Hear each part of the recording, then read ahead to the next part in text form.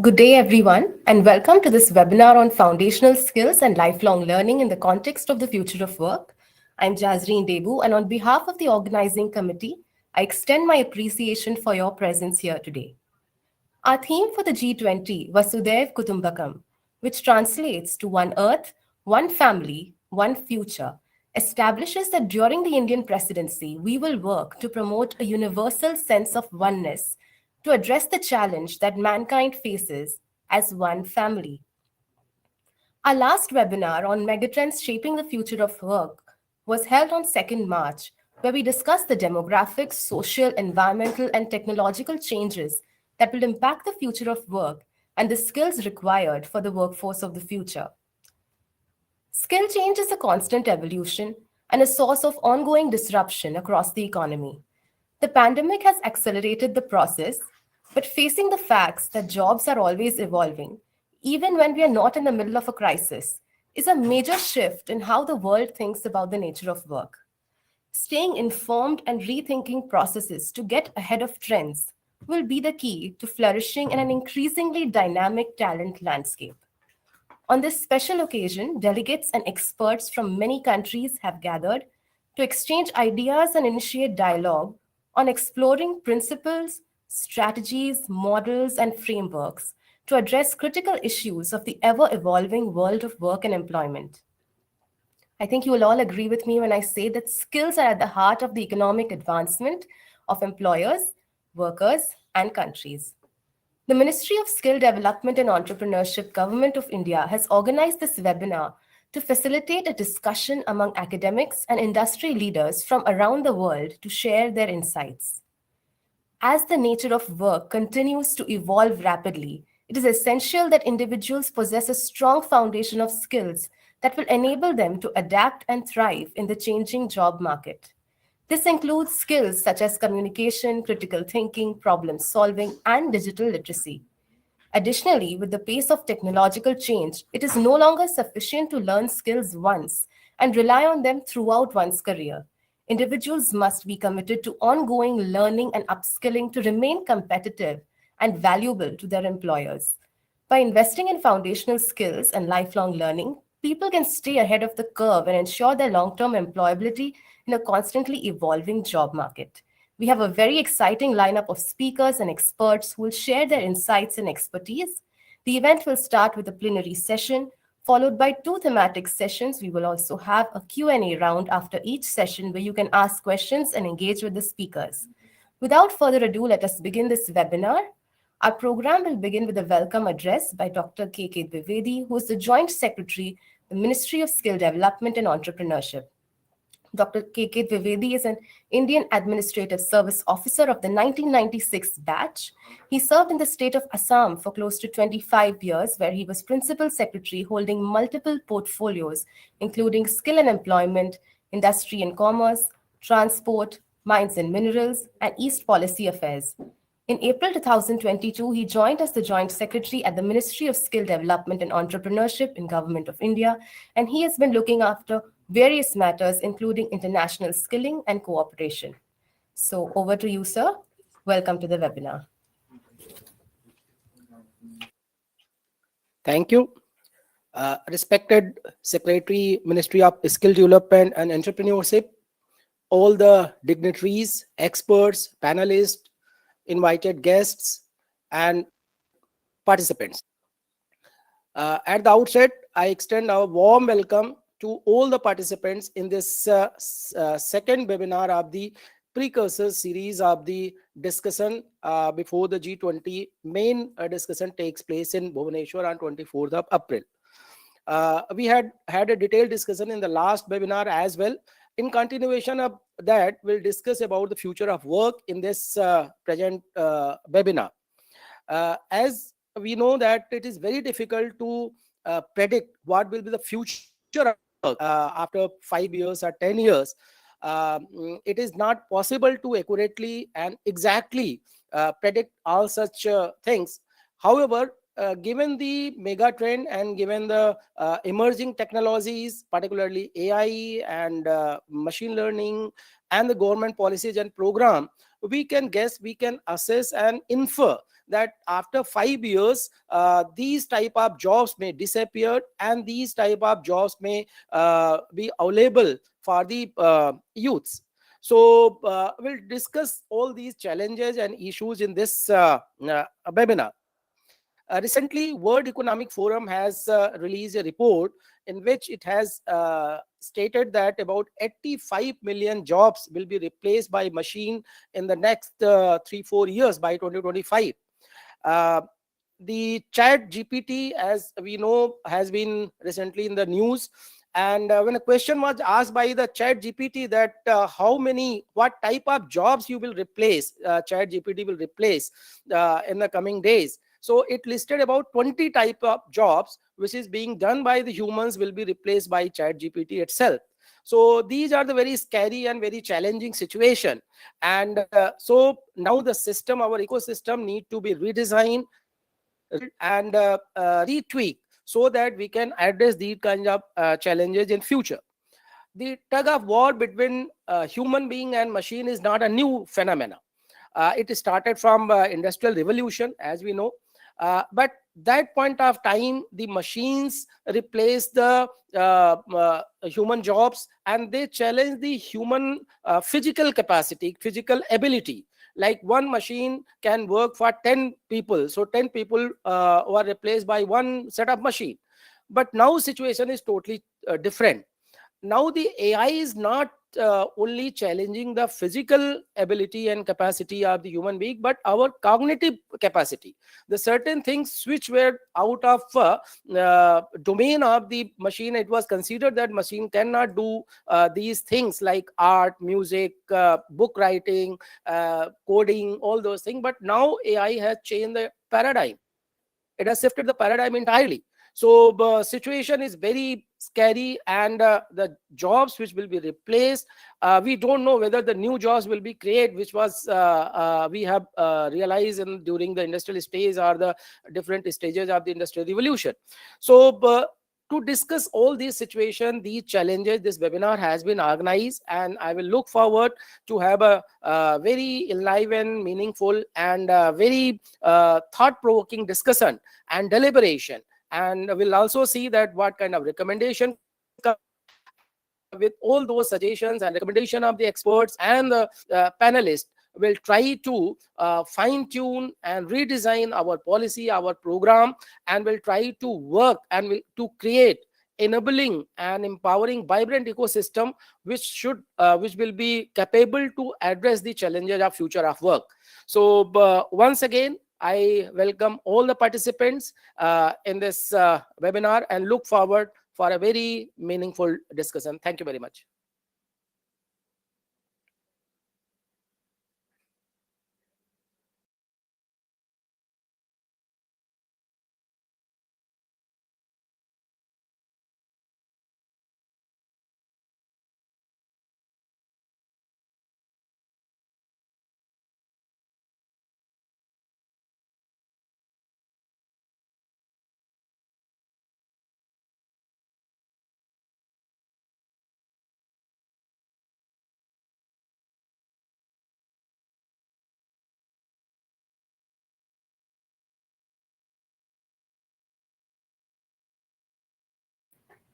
Okay. So sorry, I was on mute. Uh, so now I would like to invite Shri Atul Kumar Tiwari ji, the Secretary, Ministry of Skill Development and Entrepreneurship, to give the keynote address.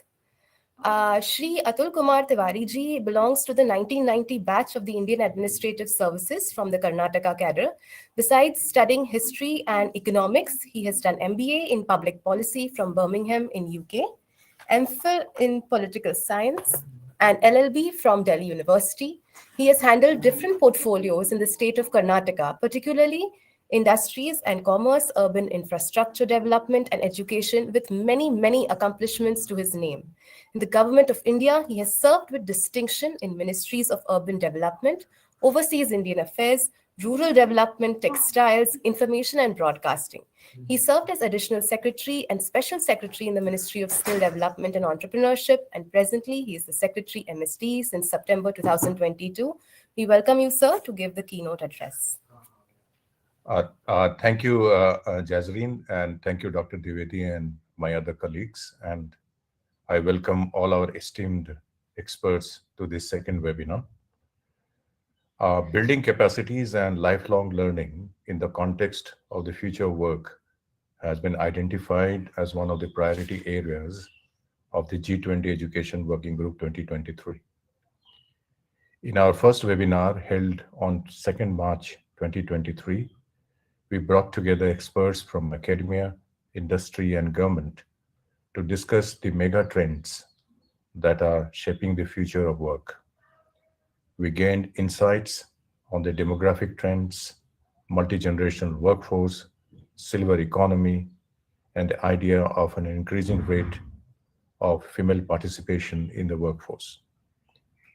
We also discussed the technological trends and the skills required to manage a hybrid workforce and teams that would interface with machines.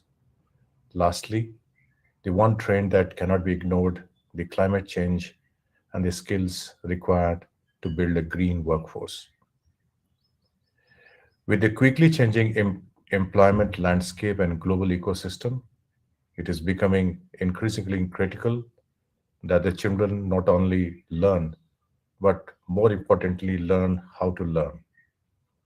The education must, therefore, develop the foundational skills, capacities of literacy and numeracy, and higher order cognitive capacities such as critical thinking, problem solving, learning how to think critically and solve problems, how to be creative and multidisciplinary, how to innovate, adapt, and absorb new materials in novel and changing fields. But at the same time, it also requires that we should take care of social, ethical, and emotional capacities and dispositions. It's a tall order, and providing such foundational learning in the early years will ensure that all children, regardless of the socioeconomic background, are given equal opportunity to perform well in schools and are being prepared to improve their academic achievements and quality of life. This all requires a system that will deliver the foundational skills that will allow youngsters to embrace changes and orient them towards the future of world of work. Providing accessible and inclusive quality education is imperative to unlocking the full potential of individuals and building an equitable society. Therefore, the education stakeholders across the globe need to work together to strengthen the effectiveness of foundational learning by some steps which I will just list out. One is leveraging technology in foundational years to improve learning outcomes, integrating blended learning effectively in existing systems and processes, developing robust monitoring and evaluation mechanisms, tracking learning outcomes of children at risk of dropping out, and capacity building of education implementers. In a parallel context, rethinking lifelong learning is equally essential in the context of ongoing changes. The front loading of skills through initial training for a single lifetime qualification may no longer be sufficient in the context of rapidly changing skill needs. The value of introducing lifelong learning is implicit in achieving the targets of Sustainable Development Goals, particularly those relating to education, economic growth, and inequality. Also, the future of work warrants the need for formal recognition of a universal entitlement to lifelong learning and the establishment of an effective lifelong learning system. For lifelong learning to be an entitlement, governments must broaden and reconfigure institutions such as skill development policies, employment services, and training systems to provide workers with the time and financial support they need to learn. India's presidency of G20 as was spoken by Jazareen, with the theme of One Earth, One Family, and One Future, is all about human centric globalization and shall work to promote a universal sense of oneness. This webinar serves a platform to discuss the strategies and interventions required to build a more resilient and agile workforce that is equipped to meet the challenges of the future. The panel of experts will share their insights on the importance of cultivating foundational skills and entitlement, lifelong learning, and we'll all be eagerly looking forward to learn from this discussion. Thank you so very much. Thank you, sir, for starting us off on this extremely positive note. And we will move on to our first thematic session, which is Shaping the Future Workforce with Skills to Succeed. This session will be moderated by Ms. Annette Francis, who is the co-head of Skill Development and Livelihood from Pratham Education Foundation. The policy perspective will be brought in by Shri Sanjay Kumar, who is the Secretary of School Education from the Ministry of Education, who will speak on education policy and India's experiences in defining foundational skills for the future of work. So it is my honor to introduce you to the chair and moderator of this session, Ms. Annette Francis. She is an alum of the University of Edinburgh and has been with the Skill Development and Youth Training arm of Pratham Education Foundation since 2018.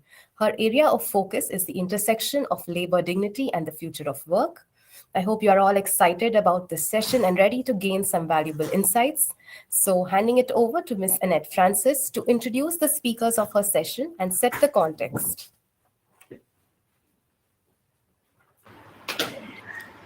Hello, everyone. It's great to be meeting the participants as well as the speakers. We look forward to having a very exciting thematic session today. The topic today that we're discussing is something that is of significant importance to not just the youth of the country, but to all stakeholders in the ecosystem. So without further ado, let me introduce our first speaker for the day, Shri Sanjay Kumar. Sri Sanjay Kumar joined the Indian Administrative Service in the year 1990 and was allocated the Bihar cadre.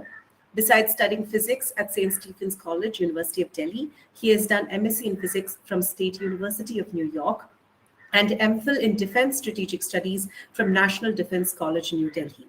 He worked as private secretary to Minister Social Justice and Empowerment from 2004 to 2008 and as principal secretary to Chief Minister Jharkhand from 2015 to 2018. In the last 10 years, he has worked extensively in senior positions in the sector of health and education in Bihar and has developed an interest and expertise in public health policy, grassroots mobilization, and education. We welcome you, sir, to the webinar. Thank you. Thank you for a very brief and I would say a very generous introduction. I've been asked to speak on shaping the future workforce with skills to succeed. And the topic is foundational skills and lifelong learning in the context of future of work. The Prime Minister, Shri Narendra Modi, said that the greatest challenge the world faces today can only be solved by acting together. And nowadays, amongst the various skills which we talk of, collaboration happens to be one of the very prominent ones. So the G20's effort is to address the future of work, and it's crucial for ensuring that people can develop their full potential. We live in a world where globalization, new technologies, migration, changing labor markets, and environmental and political challenges are altering the ways in which we learn, work, communicate, and interact. These changes are driving unprecedented challenges, but also providing us with myriad new opportunities for human advancement. The G20 must also consider how these skills can be mainstreamed and made part of the curriculums which we are developing, and also has to be part of the learning outcomes. Often we talk about vocational education as an inferior alternative to mainline academics. Now, this comparison with mainline academics must end. I mean, I would say that probably we should think of a new name as to how we can market it so it becomes part of academic skill or any other skill is by and large the same thing. When you learn to read and write, that is also a skill. And when you learn to work with your hand, that is a different skill.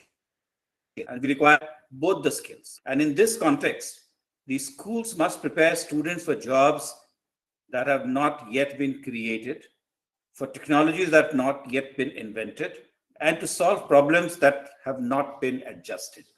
I was listening to Mr. Dwivedi, and he was talking about the future, and he said that we don't quite know the future. But even when we don't know the future, we can look at the past and we can learn from the past as to what the past suggests to us. We are talking about Industrial Revolution version 4, but we have so much to learn because we know what happened during the transition from version 1 to 2, version 2 to 3, and we will exactly know how we are going to transition from version 3 to 4. So I'll get to this a little later. The National Education Policy 2020, I shall call it NEP 2020 for brief, it emphasizes the importance of foundational skills and lifelong learning in this vision for transforming the education system of the country. When you talk about lifelong learning is actually predicated on foundational skill and learning. If this learning is good, I think what you build on that, top of that, is going to be good, and it is going to give you a fair amount of flexibility to be able to and develop new skills. But if this foundational literacy and numeracy skills are weak, then I guess whatever you build on that structure is not going to be that strong. So we need to keep in mind that the foundational literacy and the foundational skills are extremely important. The NEP 2020 emphasizes this need for flexibility and skills to provide a framework for learning. In addition to proficiency in language, students need to develop skills like scientific temper, creativity, aesthetics, communication, need to have good health, be able to exhibit the capacity to work in a team, problem solving, vocational exposure, and life-saving skills like financial literacy, legal literacy, digital literacy. And of course, since we are all humans, we are embedded in an environment. So we must know as to what our relationship with Mother Nature is.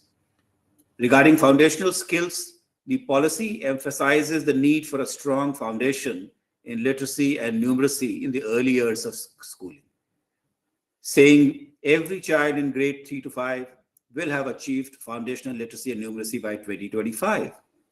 The policy also emphasizes the importance of building critical thinking, problem solving, social and emotional skills.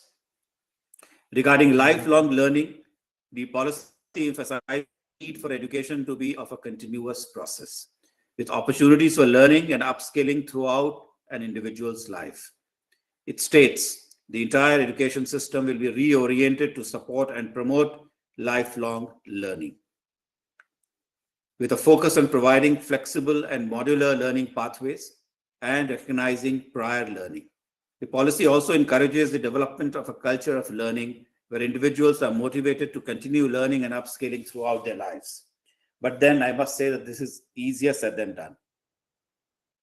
We just had a look at one of the OECD research, which shows that 6 in 10 adults did not participate in any form of adult learning. And if you ask ourselves why, because they were disengaged, they were not interested. So how do you ensure that people are engaged to be able to learn? These skills will be transacted in the 4 NCFs that are being developed. One is National Curriculum Framework for Early Childhood Care and Education, which we have developed, and on the basis of that, we have also released the teaching learning material. The National Curriculum Framework for School Education, that is in the process of being developed, and we do hope that in the next 6 to 9 months, we will come out of it. the National Curriculum Framework for Teachers Education, on which we are working, and National Curriculum Framework for Adult Education. To navigate through uncertainty which the future entails, the students will need to develop curiosity, imagination, resilience, and self-regulation. They will need to respect and appreciate the ideas, perspectives, and values of others, and to be able to cope with failure and rejection. This is extremely important because not everything in life goes as we plan. Educational reform is crucial to develop the complementary skills that workers need to benefit from all types of machines and technologies. We here in the Ministry of Education, we are keen to help students develop in these areas. But it is hard to devise curricula and the best learning strategies without being more precise about the skills needed. Working with policymakers, academic experts, social networks, teachers, education leaders, students, and social partners, we need to create a space in which to exchange ideas, compare proven and promising practices, discover cutting-edge research, and we need to contribute to a new ecosystem of learning. So what are we going to do? One, what are the critical questions? The first, what are the foundational skills needed for the future of work? We need to focus on skill anticipation and approaches to ensure that we are teaching the skills that will be in demand in the future. So skills have to be market driven for markets which are existing and markets which are likely to emerge. Secondly, how do we create skill-based, resilient education system that are fit for the 21st century? We need to rethink education and emphasize scientific, mathematical, and communication abilities, as well as softer skills such as perseverance, flexibility, creativity, adaptability, and teamwork. What are the people who are looking for employees looking for? They're looking for a good team. The vertical pole means you are good in your core, and the T which is sitting on the line, which is sitting on top of that, that means you have the soft skills. But these two need to merge in one particular person, and this is extremely important that the education inculcates it. In closing, let me say that it will be a shared responsibility to seize opportunities and find solutions, and we must be ready for an uncertain future. We wish to work with policymakers, academic experts, school networks, teachers, and a host of other stakeholders that will provide space with shares, compare proven and promising practices, discover cutting-edge research, and contribute to a new ecosystem of learning. I would end by saying that since the time of Malthus, we've been panicking. So the Malthusian theory suggested something. Then we talk about industrial revolution version 1, 2, 3. Since then, the population has increased, but also human ingenuity has ensured more number of people are employed, more number of people are working, and we are living much better than what we have been doing in the past. That gives hope for the future. And I'm sure that with Industrial Revolution version 4, with human ingenuity and our ability to do things, we will be able to do and create a much better future for ourselves. Thank you. Thank you so much, sir. Not just for that highly thought-provoking statement, but also such a positive note about the future of work. I think such conversations are highly needed going forward. I will now like to introduce our second speaker for the day, Dr. Eduardo Rodriguez Montemayor. He's an economist and business thinker from PwC Strategy. With 20 plus years of experience leading economic research and policy work across 6 countries in government, academia, and international development. He's focused on social impact. His work has influenced national and local governments, as well as European Union institutions, and he's consulted for the Inter-American Development Bank in Washington, D.C., and for the OECD and UN Environment Program in Paris. Dr. Montemayor holds a PhD in economics from the University of York. We are eager to listen to his thoughts about the subject today. Welcome, sir. Yeah, thank you. Thank you very much for that introduction. And let me just share my screen so that you can see a few slides that should be loading now. So I just wanted to test. Okay, now you can see my screen. Thank you. So no, thank you very much for this introduction. And I have the pleasure to join you from PwC, from the UK office. And it is clear that jobs are changing fast in the context of technology and other trends such as environmental change, for instance. And with the job changes, we are also observing some changes in skills as well. So now I will be talking very briefly about skills anticipation approaches. I will give an overview of what they are and why they are important, and why they are important in particular for policy making in the context of new jobs. Just as a little bit of background, we know that jobs and labor markets are changing fast, and we need to keep track of trends of what is going on. There are many trends that we are observing in terms of jobs and labor markets around the world in different countries. However, I would like to emphasize three of them that are important. The first one has to do with technology.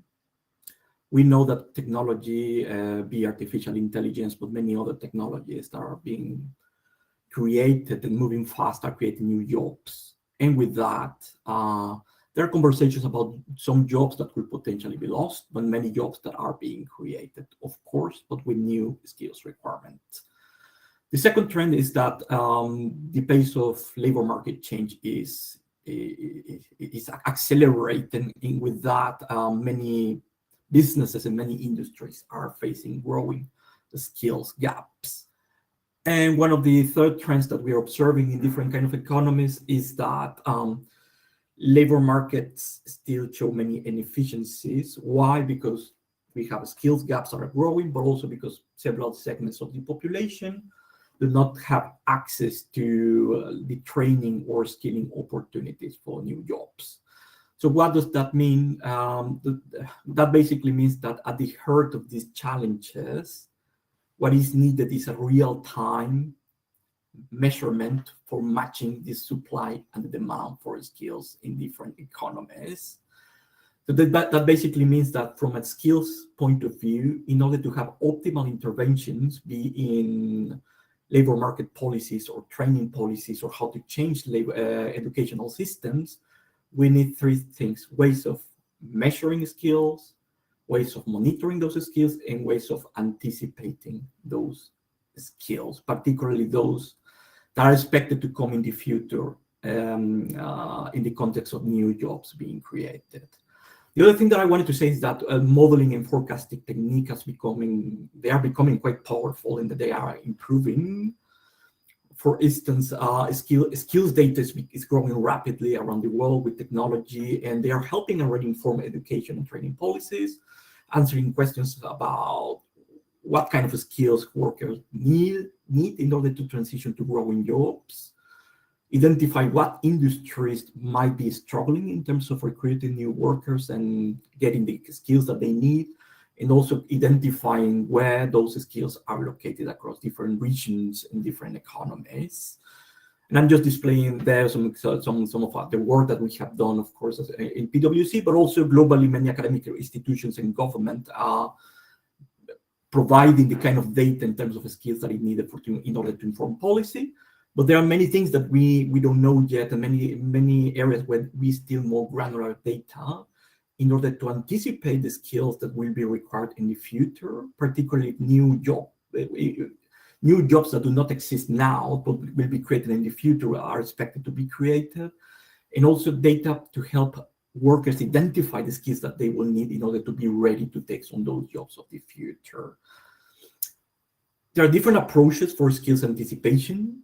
They have different characteristics. I will not go into the details of those models or those approaches, but there are some approaches that are focused on the short term, some other approaches that are focused more on the long term. There are some approaches that are top down that try to identify skills that will be in demand as in general in the economy. And this is here where different institutions, such as European institutions, are implementing multi-sector economy-wide models to identify where employment is being created, in which industries, and based on that, identify where the demand for skills is. On the other side of the spectrum, there are some other more bottom-up approaches where specialized focus on specific sectors of the economy to identify where is it, in which type of occupations in part of the supply chain jobs are being created. And there is also more and more in the middle, more and more data-driven techniques to anticipate the demand for jobs using online job vacancy data, basically using the power of the internet and online data to analyze different kind of job descriptions that are in demand and are being advertised online in order to identify, based on the job descriptions, what kind of skills are in demand, in order to identify where is it the kind of skills that are being or are improving in different sectors of the economy. The important thing to emphasize here are there are different approaches that could be used in different kind of contexts, in different industries or at the level of the economy. But the most important thing is to make sure that we have an harmonized system at the level of a country or an economy, basically implying two things: reconciling those kind of more specific, segment-specific models, approaches to project the skills with those undertaken at the level of economy, so that we have a high-level economy-wide system that allows informing different kind of policies in a coherent way. And this also implies designing labor market information systems that allow comparing different sectors of the economy, basically using common occupational classifications and common taxonomies of skills to be able to identify where the demand for skills is being created. This is just to say, this is like just to show that we are already measuring the kind of skills that are in demand in different industries and also at the level of an economy. This is just an example for the UK of the skills that are more expected to be in demand in the next 10 years. I will not go into the detail, but the most important thing is that we are already observing different skills that are in demand. But what is important is to improve the approach that we have with some very clear taxonomies. And when I say skills taxonomies, is because we're observing many types of skills that are in demand.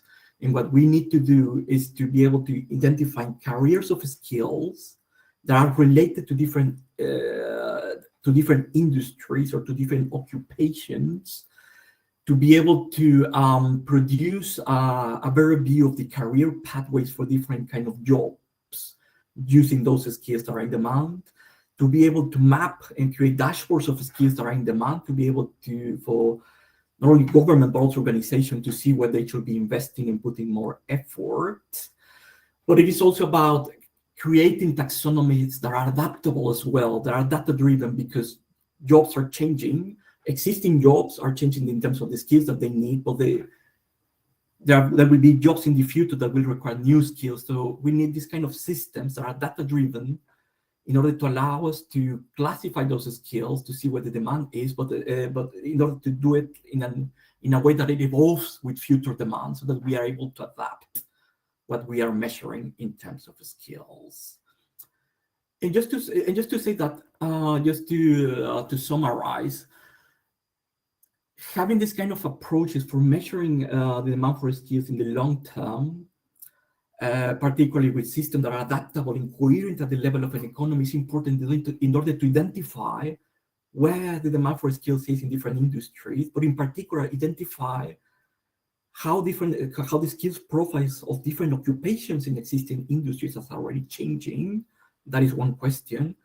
But that data is also allowing us to identify the kind of opportunities that are being created for different socioeconomic or demographic groups in different countries.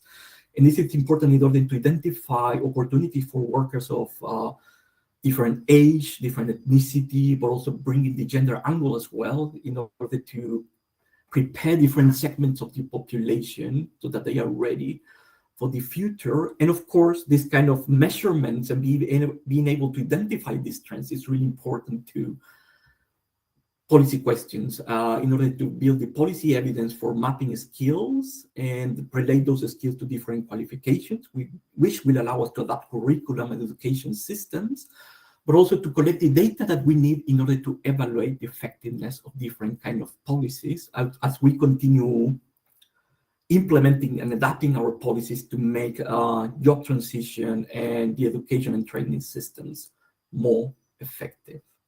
Thank you.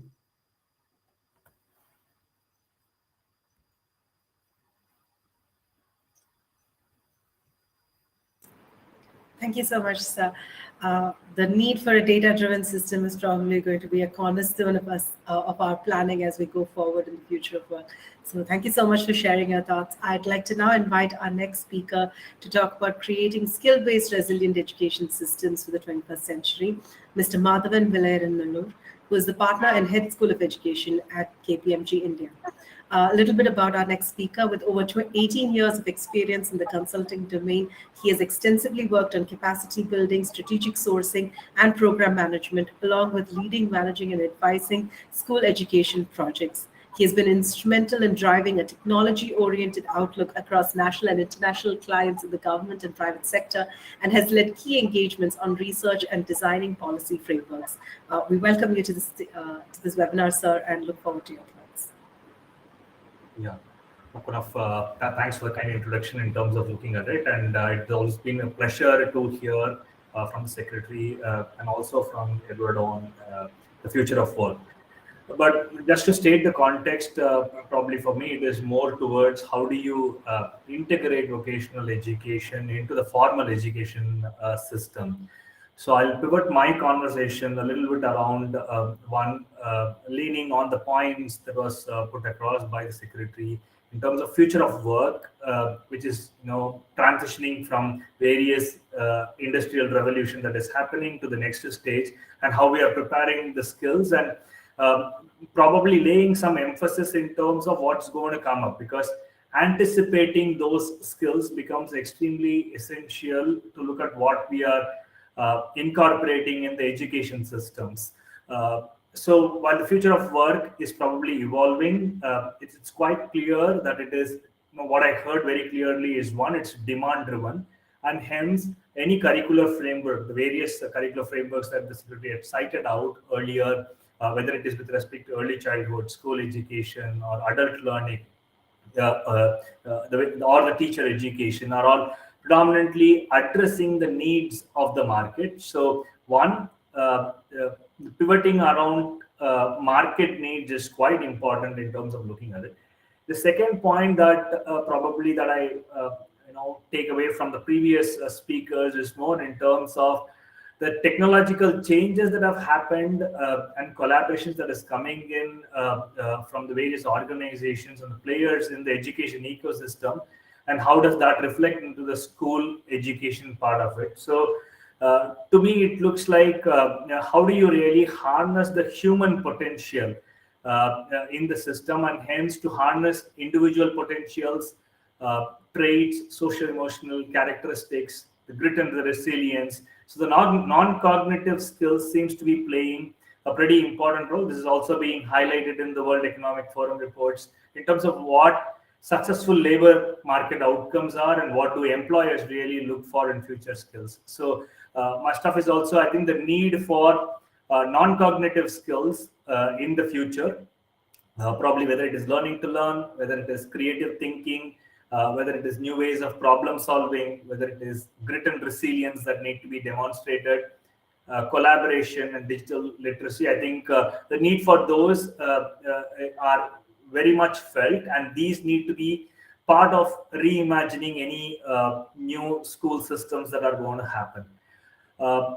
Taking these into account, some of the approaches that we have seen across the countries, because when we are designing vocational education, probably, kind of as the speaker earlier said, it is more, the first thing is more is vocational inferior to academic. Probably we will need to relook at it, because over the last couple of decades, many countries have gone through looking at competency and skills, especially at the secondary level, adolescent level, college level, and subsequently, and then how these are getting integrated into various work that is being done. So rather than partitioning it into various areas of whether it is for a particular vocation, which used to exist between probably the 1960s and 2000s, but in the last couple of decades, there is a number of change in the way vocations are happening. New kinds of jobs are coming, and I'm sure in the future of work, there are new job roles that are emerging, which are redefining the scope of what people will look at from their career perspective. So if we look at the very changing environment in there, probably what gains pivot in the education system is, how do you really impart learning to learn? How do you really look at problems in their context of which one learns, and can that be brought into the education system? How do you learn to work in teams? How do you really learn to manage in teams? And how do you really bring collaboration into the curriculum? How do you really bring in the professional skills, the experiential learning, the ability to really understand what is the market need in terms of looking at it? So in terms of experiential learning part of it, how can that be brought into the curriculum? And the other large area probably is in terms of the digital disruption. While we spoke of how ChatGPT and AI probably could revolutionize, it is also how to really use these in the right context, and then probably enable those skills in the future generation learners to make learning more effective. So if one were to think about reimagining the education system, I think maybe some of the silos need to be broken. Probably in India, in the national education policy, at a national level, they are looking at how to integrate skilling into various formal systems. That is something that we have seen. We've seen similarly some of the other countries which have happened, whether it is the German dual system, or probably if we look at the further education colleges and the European system, where there is academic and skill. Everyone is looking at how do you really integrate skilling into formal education systems. So let me outline a few steps in what the countries have been looking at. If we look at some of the developed countries like in Germany or Japan, which has largely relied on went through the manufacturing revolution, went through electronics, and went through the digital, and also the economies that are largely small and medium enterprise in nature have got deep skilling system, which are all now getting integrated into formal systems. So one of the approaches is, how do you really bring in future skills into middle schools and higher secondary schools and seamlessly integrate them, is something that we are seeing in these. So one approach of addressing this future of work and future skills is, how do you really seamlessly integrate this in the middle school systems? We have seen Germany do this, we have seen Norway do this, we have seen Korea do this quite effectively in terms of building the future skills, whether it is artificial intelligence, machine learning, design thinking, built into the schooling systems right from grade 1 to 5 or 5 to 10, so that the foundational skills required for such a change is really brought in at the schooling level. That is one approach that has been seen. The second one is probably looking at the adolescent age, looking at the secondary schooling systems and the high schooling systems, where different countries have taken different approaches on this, considering the labor market demands and probably the kind of skill sets that are required in the different countries are there. Either it gets integrated as future skill vocational streaming or future skills streaming subjects in terms of the high schools which are happening, and then building the right capacities of integrating the school students with the industry, where they will be able to really experience what they are learning and then apply their learning in that context. So high schools integrating this is another approach that we have seen. We've also seen whether it is in Indonesia or probably in Australia and other places, also specialized schools systems that are being formed to address the skilling requirement slightly differently, where there is more hands-on learning, where there is more experiential learning, coupled up with how do you really expand those systems in terms of looking at it. So these are specialized schools which help you extend the learning that has been obtained in the high school. Can we really extend this in the specialized learning schools, which is more oriented towards the industry, and then helping them create a vertical pathway of moving from a high school into a work-based learning environment, and then subsequently continue that. So that is a kind of different approach that we have seen, where probably specialized schools setup are being looked at in terms of looking at it. The fourth model approach that we have looked at is more in terms of how do you really create this vertical pathway even within the existing colleges. We have seen the further education colleges in the UK, we have seen community colleges in the US, and also some of the Japan, Korea, the other system where there is an integration. In the college system itself, how do you really bring in more internship, more apprenticeship, more into the learning? Which needs to start more at the school level. Kind of initially it starts off with giving them the exposure to the work environment, later continuing that through the internship and apprenticeship and other models that are therein. So the other way is to really look at vertical pathways of these, which are like high school to college to specialized schools, that is happening. That's one way, in terms of approach that some of the countries have taken, and I think the way skilling is embedded into formal education system is evolving.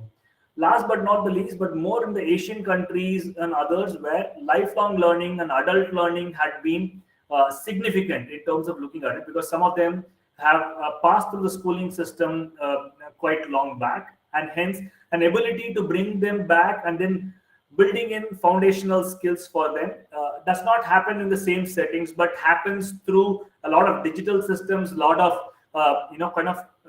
other workplace enabled learning systems where it is getting built. So the other approach to building these future skills, probably not through the schools, is through redefining workplaces and how learning happens in those workplaces for some of the adult learners, to ensure that it's lifelong learning and it's not one skill or one competency that was acquired long back that's going to help them be resilient in the future. So multiple approaches in terms of looking at whether, depending upon the country, depending upon the context, socioeconomic context in which it is happening, and the market demand in which it is happening, we have seen different countries take different approaches in this area. I'll just sum up by saying, in terms of looking at it, there is in the case of mainstreaming the skilling, there needs to be multiple models. Most of the countries have taken a decentralized approach in terms of looking at what fits the local regional market, aligned to socio-cultural requirements and also labor market requirements, in terms of looking at it and how those can be embedded into the policy, so that formal systems are able to really imbibe that and also scale up in that particular geography. So decentralized way of policy making and enabling those, that's area to consider. The other one is more, while cognitive skills like problem solving, analytical thinking have a much more rigorous assessment system in place, the non-cognitive skills, which are like either it's a learning to learn or probably social emotional learning, and probably grit or a resilience, the ability to assess these skills need to evolve, and probably newer models have been looked at in these spaces that is still evolving across the countries, and that gives a scope for the countries to collaborate and say what kind of models will help in terms of getting the right assessment, so that every student, every learner, every employee today possess these skills and becomes more productive from an economic development perspective. So those areas are still open, and I think kind of collaborations should emerge, and then a lot more evidence need to be built around how non-cognitive skills can be measured, and hence probably incorporated in terms of formal systems to impart those skills to the learner. I'll stop here and then probably kind of look forward to any questions from the panel. Thank you so much, sir. I think it's becoming quite apparent to all of us that in order to move forward, we might have to break away from the mold of traditional education and figure our way forward. So thank you so much for sharing your thoughts. I'd like to now ask some questions to the panelists, some questions which have been shared by the audience members as well. My first question is actually for Dr. Eduardo Rodriguez. So there is a large consensus that the requirement for manual skills and basic cognitive ones will decline. At the same time, the demand for technological, socio-economic, socio-emotional, as well as higher cognitive skills are likely to grow. Governments are keen to help their citizens develop in these areas, but it is hard to devise curricula and the best learning strategies without being more precise about the skills needed. It is quite difficult to teach what is not really well defined. So, what are your views on the matter, sir? Yeah, thank you very much for the question, and an important question indeed. And yeah, indeed, it is clear that improving our approaches and data-driven techniques to anticipate the skills of the futures is a key step in order to improve policies and the transformation of our education and training systems. And this is what was emphasized during my presentation. However, moreover, it is important that governments come up and design mechanisms to collaborate with the private sector and also with academic institutions, not only to harmonize all of the data and projecting approaches that I was presenting, but also to work with them to update the curricula to make it more relevant for the needs of the economy, but also to define clear career pathways for workers, particularly for those jobs that are expected to increase in the future.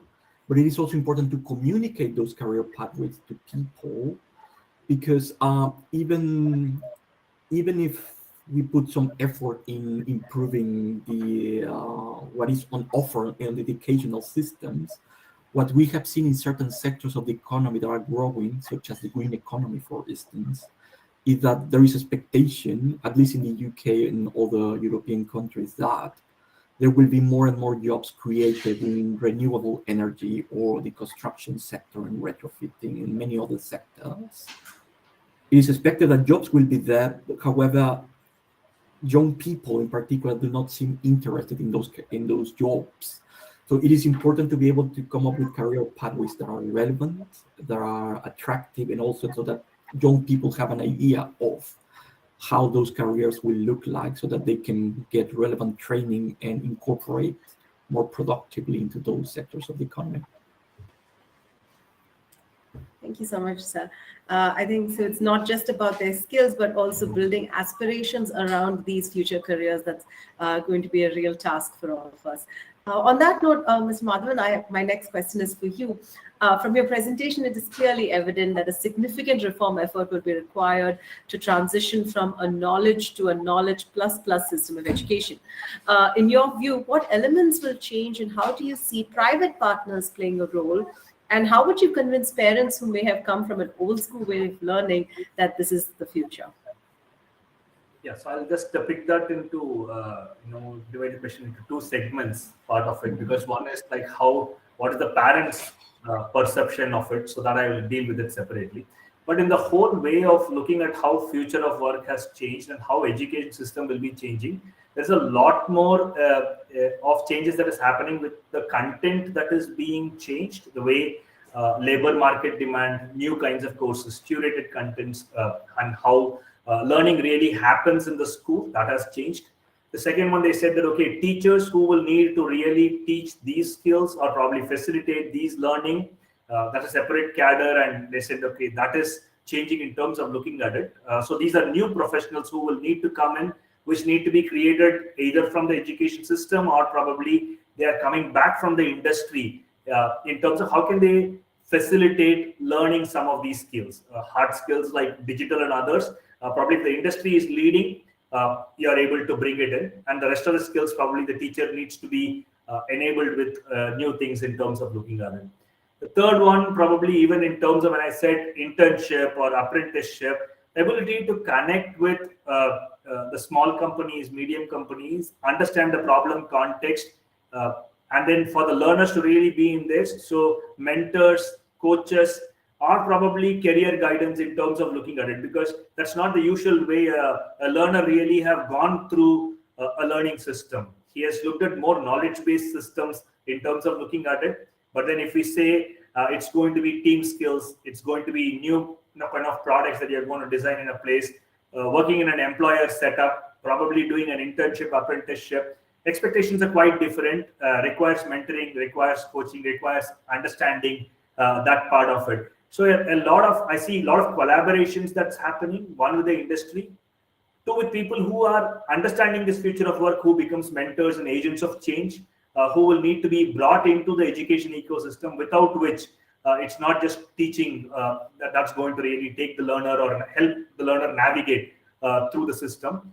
And finally, I just touched upon assessment. I think this assessment mechanism itself will go through a change. Rather than just the teachers assessing, probably it is more assessment that is happening in the workplace, demonstration of ability to work in teams, probably ability to really show empathy in an out of school context, which needs to be kind of experienced, and any experiential learning and how that falls back into the schooling system, so that the learner is not evaluated only from a cognitive. We have gone, most of the systems have gone into the cognitive way of, here is your problem solving, here is your analytical, here is probably your subject-based, domain-based scores. But then when it comes to really grit, teamwork, whether it is other areas which we are saying is really important, there's a huge assessment reforms, and that's going to come from how the employers are looking at the assessment system, and can we really build some of those in the way it will be looked at the foundational level or probably at an advanced level, kind of when the learner goes through. I think if these are made visible, because these are not just the knowledge systems and the measurement, probably it is more also measuring the other non-cognitive skills, the ability for school and industry to interact, learner and the employer to have a contract during apprenticeship, and whether how does that work, and probably some of the financing, if you say scholarship from the government or others, really enabling the students to go through and acquire those skills, for them to understand the outcome, whether kind of they are a good team player, they are a leader, they are a product creator. That can be understood only when those outcomes are really visible. So I think both from the industry side, parent side, I see visible evidence of this new change is really required for them to believe in reimagining the system. Otherwise, the parent goes back into saying, okay, I know how to measure cognitive system. If you are good at measuring cognitive system, that is the better way of getting into your future success, which always led us to believing that degree kind of will lead us to success. But if in the reimagined system, it is more in terms of looking at skills, the way they are getting measured, and probably communicated to the parents. What Edward also was saying in terms of make the career pathways visible, make the tangible outcomes visible to the learner and the parent, make it visible to the employer, so that the verified credentials are helpful in terms of building that story up. So to me, the parents will change their mind if they are able to see something visible change in the way their words acquire the skills, visible change in the way life changes after acquiring the skill in terms of livelihood or a job, and hence an economic wage premium that can really happen. And will they be able to stick on to a job or to a career in terms of looking at it? So that will help in terms of enabling this back. Otherwise, parents typically will fall back into this. I think for reimagining and changing, it's a mindset change. For that mindset change to happen, it needs to be more professional skills, more aspirational, backed up by tangible evidence that there is a change in the way that the learner has really evolved into it. I think those success stories are important in terms of getting on to maybe kind of industry 5.0 in my view. Otherwise, we will keep thinking academic skills are better than vocational skills. ChatGPT can kill others. I think it's going to be more visible changes that is required. Thank you so much, sir. And on that note, we will be ending our first thematic session for today's webinar. I want to thank our panelists for sharing such wonderfully researched and thought-provoking ideas with our audience. And I hope the audience has also learned as much as I have through this wonderful session. I'd now like to hand over to the next moderator for the day. Thank you. Thank you. Thank you.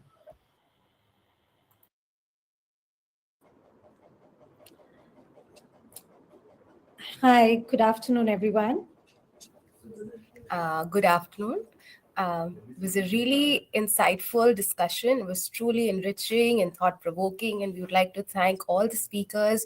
Very big thank you for being with us today. Our second thematic session will focus on transitioning from recognition of prior learning to recognition of continuous learning. And the session will be moderated by Ms. Shubhra Mittal, who you can see on the screen.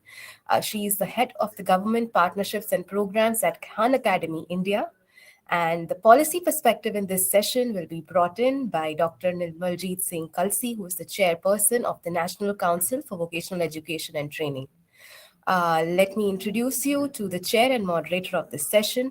Shubhra is currently heading Khan Academy, India's government partnerships. In this role, she drives the strategy for Khan Academy and works to promote and deepen the usage of Khan Academy STEM content in government schools. She brings 15 years of experience in managing government engagements and operations and strengthening monitoring and evaluation in both not-for-profit and for-profit organizations.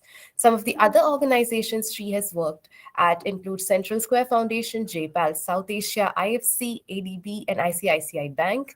She is an economist with a master's in economics from the Delhi School of Economics and a master's in public administration from Columbia University. So handing it over to you, Ms. Shubhra, to introduce the speakers and set the context for the session. Thank you so much, Jazreen, and good afternoon, everyone. It's a real pleasure to be here and moderating this session. Everybody was listening to the first thematic session. I learned a lot. It was a very insightful discussion. We have a very eminent panel for this thematic session, and I'm sure we'll walk away with a lot of learnings, a lot of thought-provoking ideas. So without further ado, let me introduce you to Mr. Nirmaljeet Singh Kalsi, who will be bringing the policy perspective. Dr. Kalsi is an IS officer from the 1984 batch and is currently chairperson of National Council for Vocational Education and Training, MSDE, Government of India, which is the national skilling regulator since April 2021. Dr. Kalsi has a great passion and rich experience in policy, planning, and implementation of technical vocational education and skilling, spanning 8.5 years. He's worked in both Home Affairs and Justice and ICT for close to a decade each. He's presently working on integration of skilling into school and higher education under NEP 2020. And some of the key initiatives he's driving within this include rationalization of national skill qualification framework, establishment of national credit framework jointly with UGC, AICTE, and NCERT, future skills, blended learning, micro-credentials, and so on, and on Indian language initiative in technical and vocational education. Dr. Kalsi is a Bachelor in Engineering from University of Rajasthan, MTech from IIT Delhi, and has attended executive education programs at Harvard Kennedy School and Cambridge Judge Business School. Thank you so much, Dr. Kalsi, for being with us today. And over to you for your opening comments. Namaskar, everyone. Good afternoon. One small correction. I am from IIT Roorkee, Bachelor of Engineering from IIT Roorkee, not Rajasthan. So, very eminent panelists, distinguished participants, ladies and gentlemen, I welcome you all to this webinar on foundational skills and lifelong learning in the context of future of work. Thank you for this opportunity to speak on transitioning from the recognition of prior learning to recognition of continuous learning, that is RPL to RCL. In this session, I'll discuss India's perspective on RPL and how transitioning from RPL to RCL is critical for G20 nations. The world of work is changing. The three megatrends, that is globalization, technological progress, and demographic changes, are significantly altering the nature of work. Digital transformation, artificial intelligence, automation, and other developments are making this change as significant as the modernization in prior generations of agriculture and manufacturing. The COVID-19 crisis only accelerated these changes and caused organizations to reevaluate many aspects of their work. Simply put, the future of work is a projection of how workforce, and the workplace is evolving in the years ahead. The growth of the gig economy has also resulted in increase in self-employment, which has further been reshaping the future of work. We need to deliberate on how the work is changing and prepare all stakeholders for such change. Skills and lifelong learning hold the key to the future of work, which will become the foundation of societal learning as the driver for change and the engine that sustains growth. Now, rooted in many cultures, societies, and religions, the notion of lifelong learning has existed throughout the recorded history of human history, including the history of India. The Faure report of 1972, entitled Learning to Be, recognized that education should be both universal and lifelong. The Delors report of 1996, entitled Learning, the Treasure Within, saw learning throughout life as the heartbeat of a society, and that lifelong learning as a principle which rests on four pillars. And which are these four pillars? Learning to be, learning to know, learning to do, and learning to live together. And envisaged a learning society in which everyone can learn according to individuals' need and interests, anywhere and anytime, in an unrestricted, flexible, and constructive manner. Now, here I would like to examine the current global thinking on this subject.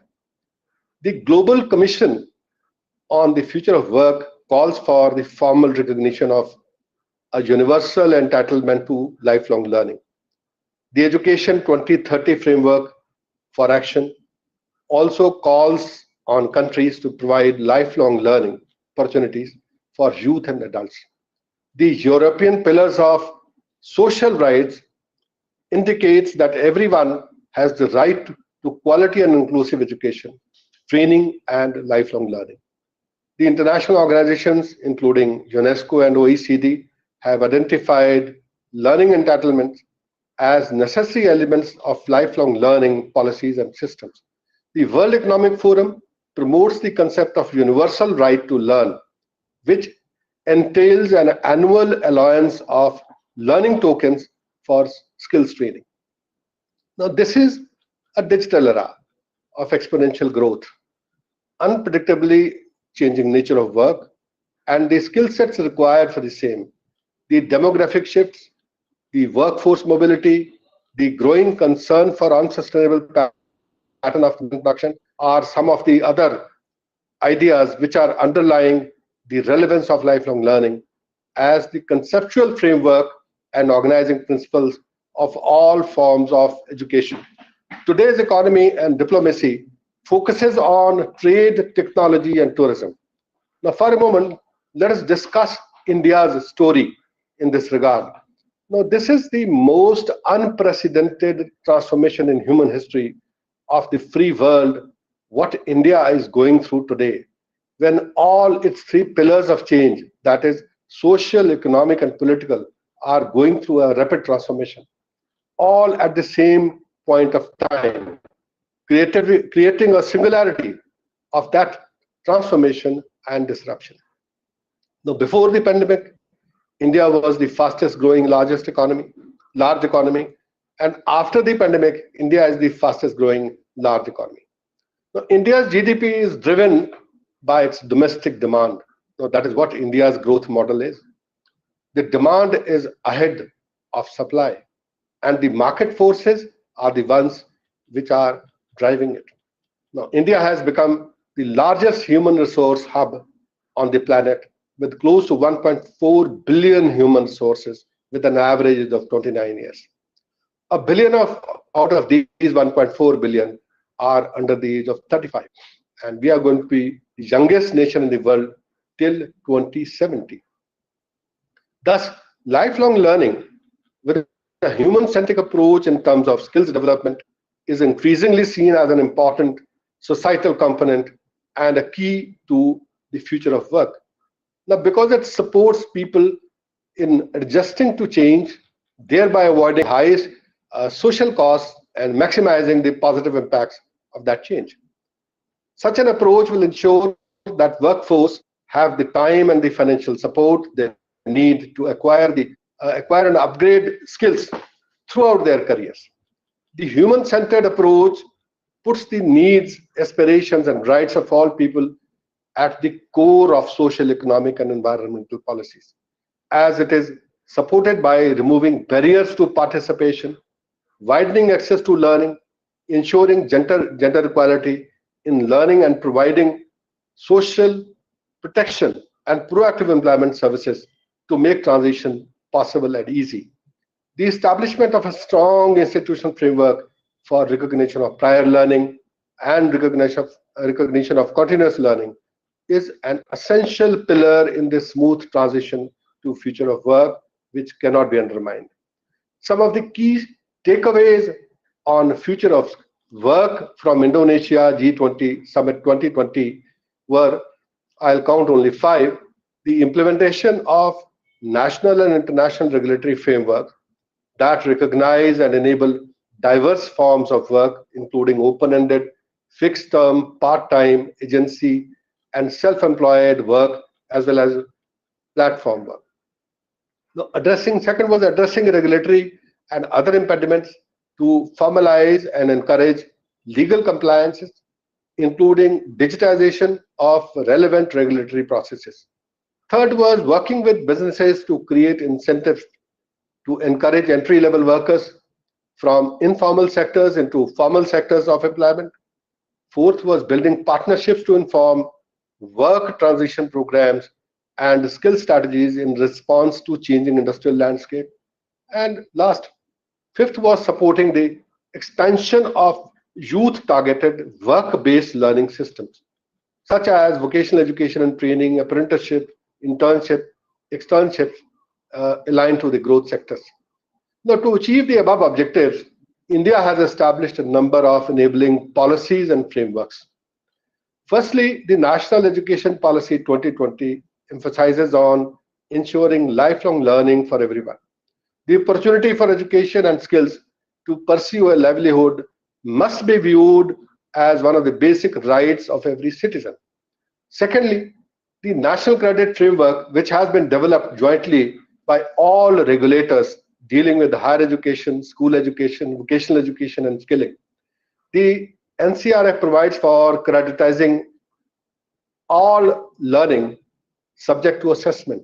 It removes distinction and establishes academic equivalence between vocational and general education, enables mobility within and between them, which in turn enables and promotes prior and continuous learning.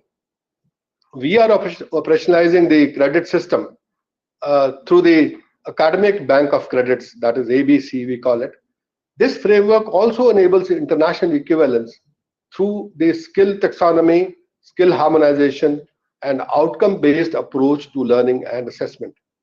Now, thirdly, an industry-centric national skill qualification framework which duly recognizes and creditizes learning through apprenticeships, internships, on-the-job training, as well as RPL and RCL. Now, RPL enables the recognition of workforce that has acquired knowledge and skills informally through traditional family inheritance, work experience, or other non-formal or informal methods, thereby allowing their integration, progression, and mobility into formal workforce and education ecosystem. Also, the Digital India Initiative and Karam Yogi Bharat are another two important pillars. Now, Karam Yogi Bharat is another manifestation of recognition of continuous learning with a vision to transform and make the entire Indian civil services at all levels future ready through capacity building, through continuous learning, by establishing a robust digital ecosystem for enabling continuous anytime, anywhere learning. The concept of front loading of all skills through initial training and imparting a single lifetime qualification is no longer relevant in the context of rapidly changing skill needs. Therefore, the education, skilling, and training systems of future need to be flexible and prepare the individual to learn continuously over their entire life cycle. The concept of continuous learning is thus critical in today's fast-paced, ever-changing world of work. India's National Skill Qualification Framework enables development of qualification for upskilling and reskilling the workforce to stay relevant and adapt to new job requirements, and paving the way for recognition of continuous learning. The concept of RPL is also being extended to general education with the launch of National Education Policy 2020. Now, NCVT has already formulated RPL guidelines recognizing all dimensions of competencies, knowledge, skills, and learning across all levels. The guidelines provide for new and innovative methods and models, including blended models for assessment of RPL, recognizing agencies to conduct periodic RPL of their workforce as part of continuous learning programs, and provision of earning and accumulation of credits through RPL. In conclusion, the transitioning from RPL to recognition of continuous learning, that is RCL, is an anticipated natural progression, and in the interest of individuals, the markets, and the governments to prepare the workforce for facing future of work. It enhances employability, provides career and personal growth opportunities, while also leading to highly skilled and productive workforce for the country, addressing skill shortages and promoting social and economic inclusion. The requirements of upskilling and reskilling, which are the inherent part of our future of work, will be driven essentially through RCL, while creditizing all learnings through a meta framework like India's National Credit Framework. Now, I will end by saying that we are living in exciting times. Let us work towards common goal of lifelong learning by transitioning from recognition of prior learning to recognition of continuous learning, while following the spirit of Vasudev Kutumbakam, one earth, one family, one future. Thank you all for being here. Thank you. Jai Hind. Dr. Kalsi, for sharing and telling us all about how globally and in India we're approaching lifelong learning. What are some initiatives that India is taking towards this? Truly very exciting times, as you said. And with that, I'd like to invite our speaker, Ms. Jin Song Sung, to talk about universal entitlement to lifelong learning. Ms. Ji Song Sung is currently working as Director in Human and Social Development Division, South Asia Department at Asian Development Bank. She is responsible for over a 4.8 billion portfolio in education, health, and social protection areas. Prior to joining ADB, Ms. Song had been with UNDP in Jakarta, Indonesia from 2003 to 2009, and was a program management support manager responsible for assisting the governance unit in developing, planning, monitoring, and evaluating governance programs and projects in line with UNDP's policy and strategy. Ms. Song, a national of the Republic of Korea, obtained her PhD in agricultural science from Bonn University in Germany, her master's in international commerce from Korea University in Seoul, Korea, and her bachelor in English language and literature from Ewha Women's University in Seoul, Korea. Thank you so much, ma'am, for being with us, and over to you. Thank you very much. Thank you very much for this opportunity to actually speaking along with eminent speakers. It's a pleasure. And then also like Dr. Kalsi actually laid the introduction so well and so much of rich information, how the commitment towards like a lifelong learning is evolving, and then what kind of measures India is taking. This is actually already good learning for me, but let me just add on my 2 tokens.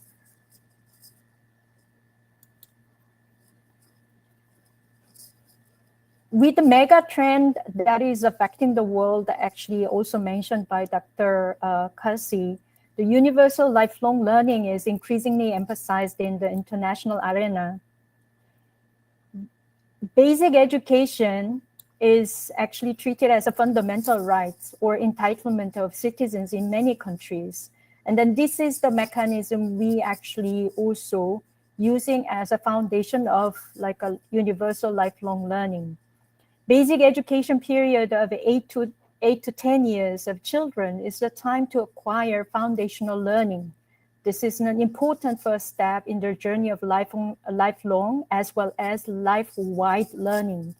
Given that our children will have multiple careers, perhaps at the same time, the careers is no longer linear, but they're kind of overlapping and then becoming more complex.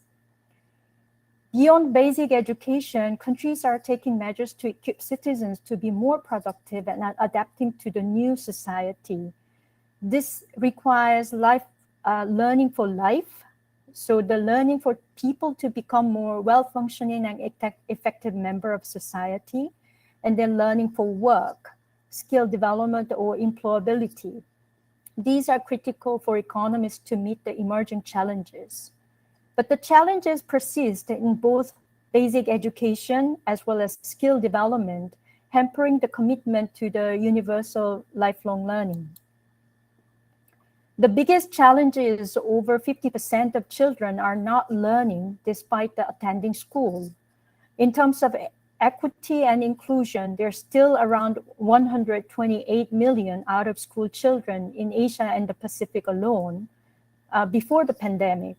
And then it's about 50% of the world's out-of-school children. Around 74% of them are in South Asia.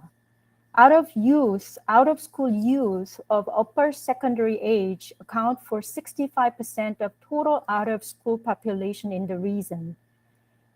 Barriers to inclusive education exist particularly for girls, marginalized children, and special need children.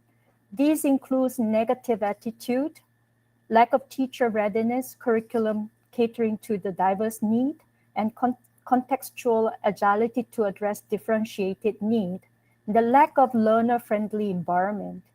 It is critical to accelerate the phase of achieving good quality universal secondary education, which is still a bit of like a far-fetching agenda for most of the developing member countries, as this is providing the basis for the reducing the different forms of divide: rural, urban, male, female, formal, informal employment, and digital divide. Education sector also faces 2 major challenges. First, despite attending school,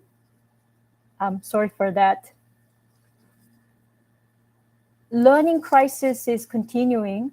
Majority of the schools in the developing countries are not learning, and the most of the 15 to 24 years old with the low learning proficiency are in the Asia and the Pacific. And then the COVID actually exacerbated the pre-existing learning crisis and inequalities.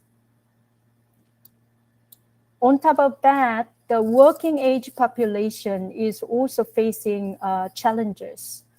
There is a lack of available talent to fill the jobs, more prominently in the Asia and the Pacific. The blue line represent the difficulty in filling vacancies in the world average, and then the orange line is showing the Asia and the Pacific, the difficulties.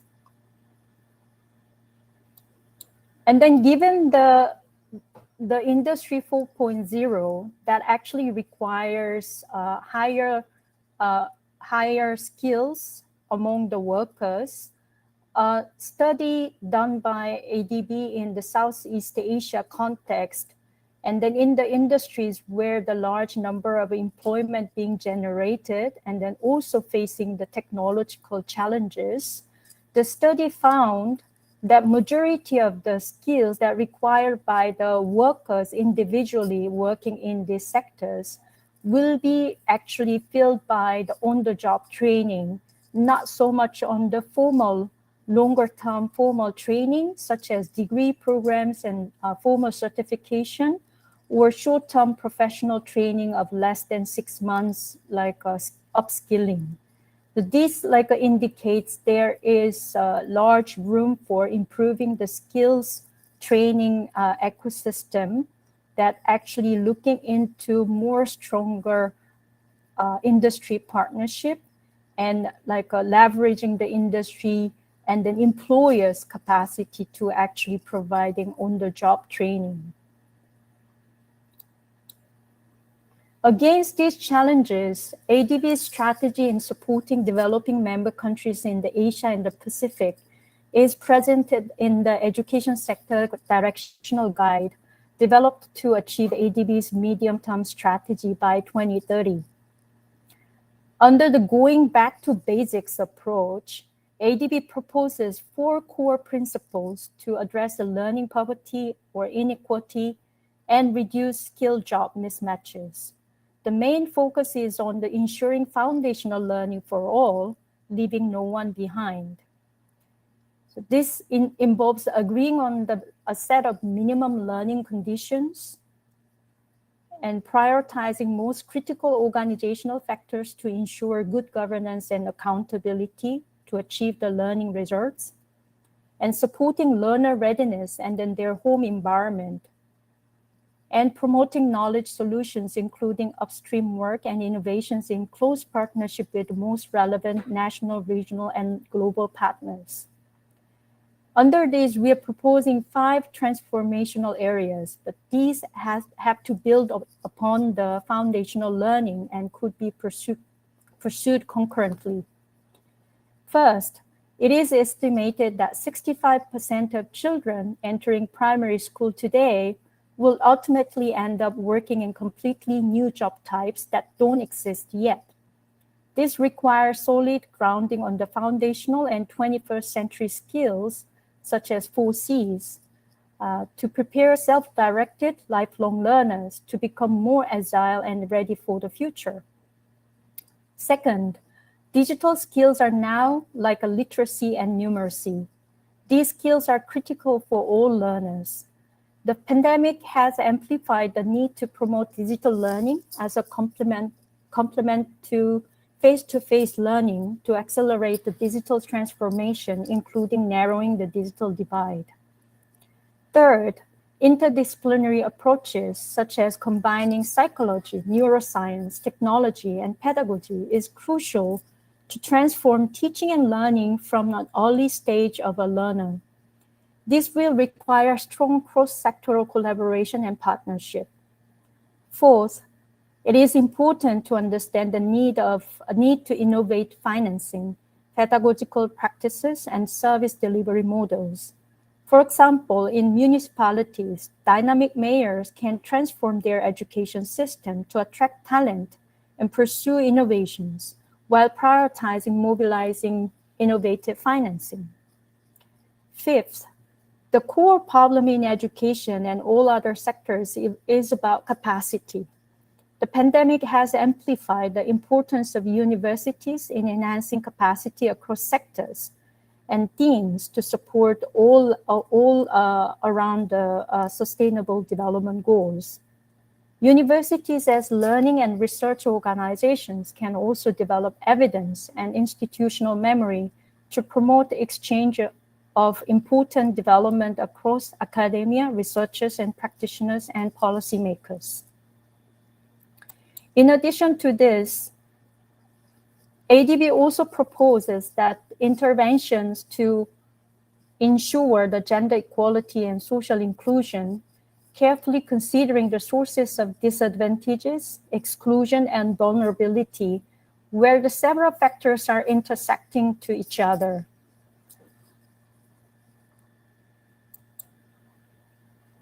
ADB support for education is shifting to meet futuristic and transformational needs while remaining grounded with the foundational skills to leave no one behind.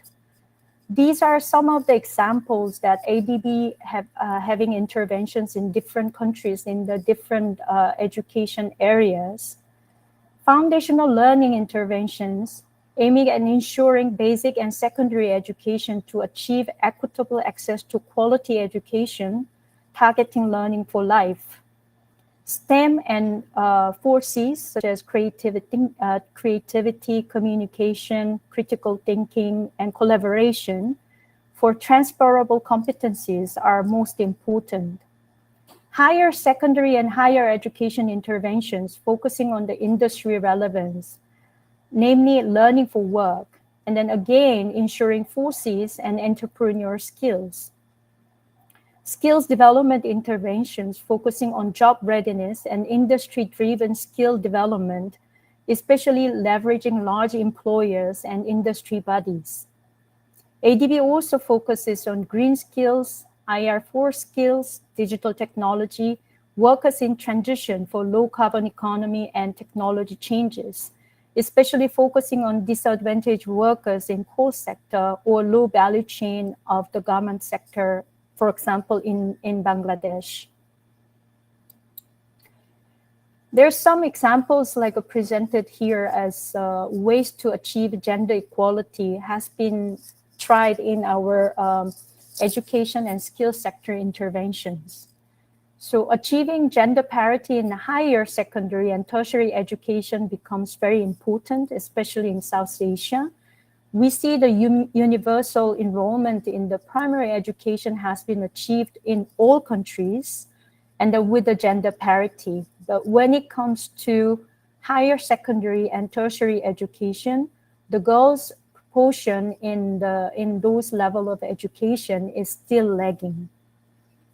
And then related to that, ensuring girls' participation in STEM education becomes very important because these are the education or the disciplines that the girls also can compete at par with the boys, and then also leading to better paying career and ready for the changing nature of the world of work. And increasing women's participation in the non-traditional skill areas, such as an engineering and digital technology, is very important. And increasing women's participation in skills development through career guidance, job placement, mid-level managerial training, and entrepreneurship development is also very important. Not only women are trained in the skills, but ensuring they actually find the employment. And increasing women's labor market participation in employment is very important to paving the way to achieving the critical mass that actually making the pathways for the future women workers coming to the workforce. Then increasing employers' awareness and then improving workplace environment for women workers is also very important. We found from our skills interventions and by working with employers. And then linking skills and entrepreneurship development with the micro and the small and medium-sized enterprise financing access is also increasingly important, given that a lot of women entrepreneurs also needing access to finance. Eventually, for a universal lifelong learning, we also see the learning is not an individual's journey, but social experience where the whole society would come together. A recent publication, Powering a Learning Society During the Age of Disruption, brings a lot of insight on this. Some of the recommendations from the book to build a learning society is as follows. So re-engineering education for change is essential. As I highlighted in the beginning, our children spending 8 to 12 years in the education system, and that's a critical time that we can build like their learning disposition to becoming the member of learning society. The strengthening public-private partnership for continued opportunities for learning and unlearning and relearning is very important. As I highlighted in the case of IR4 technology and the workers' training, large proportion of the retraining has to happen in the on-the-job training. And then therefore, working together with the employers would be essentially important. The learning society should pursue learning and training in the context of solving societal challenges. This doesn't come with theory only. This like a learning has to be put into practice and the resolving problems. And the resources outside the schools and educational institutions need to be harnessed for a sustainable learning society. I understand my next speaker may kind of also highlight some of this insight. And the governments need to promote a culture of learning where continuous lifelong learning are promoted. With this, I thank you very much for this opportunity again. Thank you.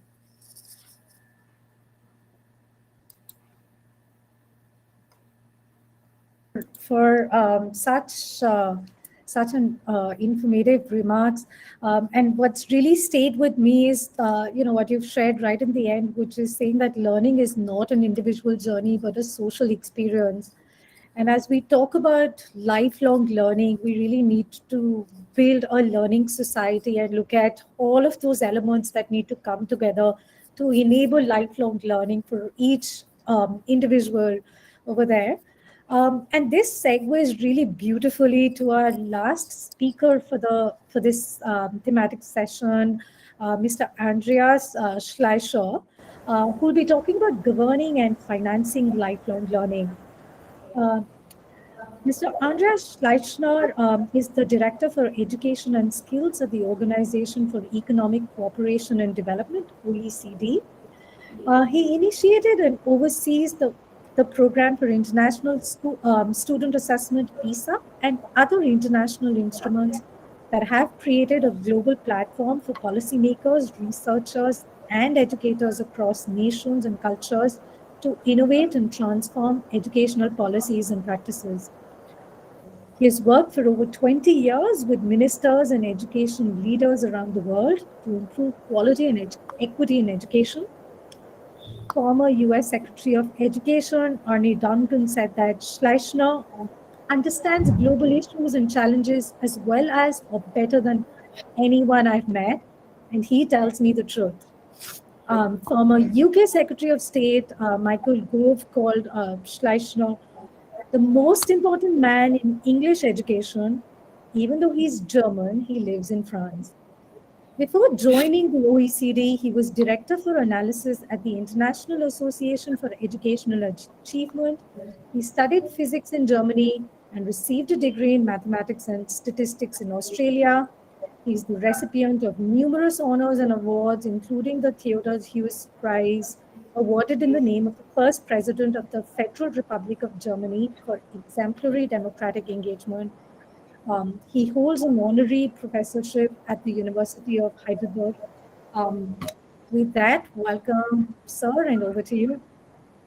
Thank you so much, Shubhra, and thank you for inviting me. And I just returned actually from Amritsar from the G20 Education Working Group. And I must say, I'm really impressed by the leadership that India takes on the agenda of skills and lifelong learning in its G20 presidency. I think that gives a lot of hope to the world. Let me share a few kind of slides with you. The first point I really want to make is that in this transition where we sequenced education, basically through, school, university,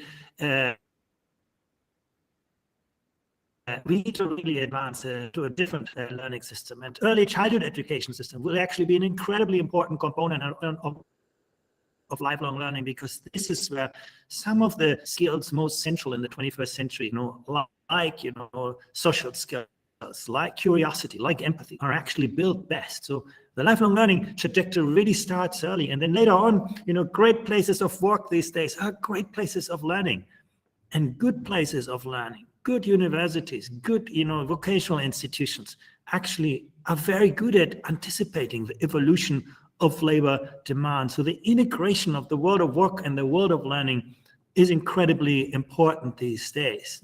Dr. Song talked about digital skills. Let's have a look at this. We have a kind of PISA for adults at the OECD, the survey of adult skills, where we actually measure the digital skills. And when you look at older people, 55 to 65 years old, another important aspect of lifelong learning, we can see in most countries it's just 1 in 10, maybe 1 in 5 older workers who are equipped for the digital world in which we live today. Now you will say, well, that's all been solved for younger people, 25 to 34-year-olds. And of course, the bars get longer. But we can still see it's only about every second person, even in the most industrialized countries, who are really equipped for the digital world in which we live today.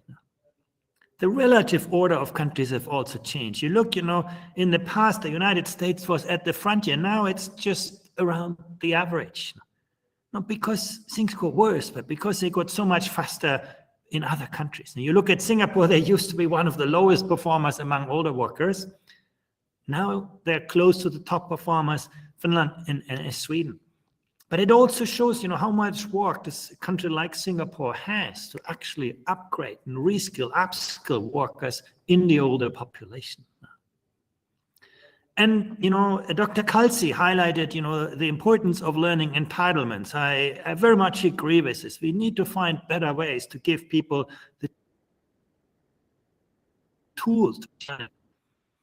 But the reality is that when you actually ask why is the majority of people in the workforce not learning, actually most will tell you, I don't need it.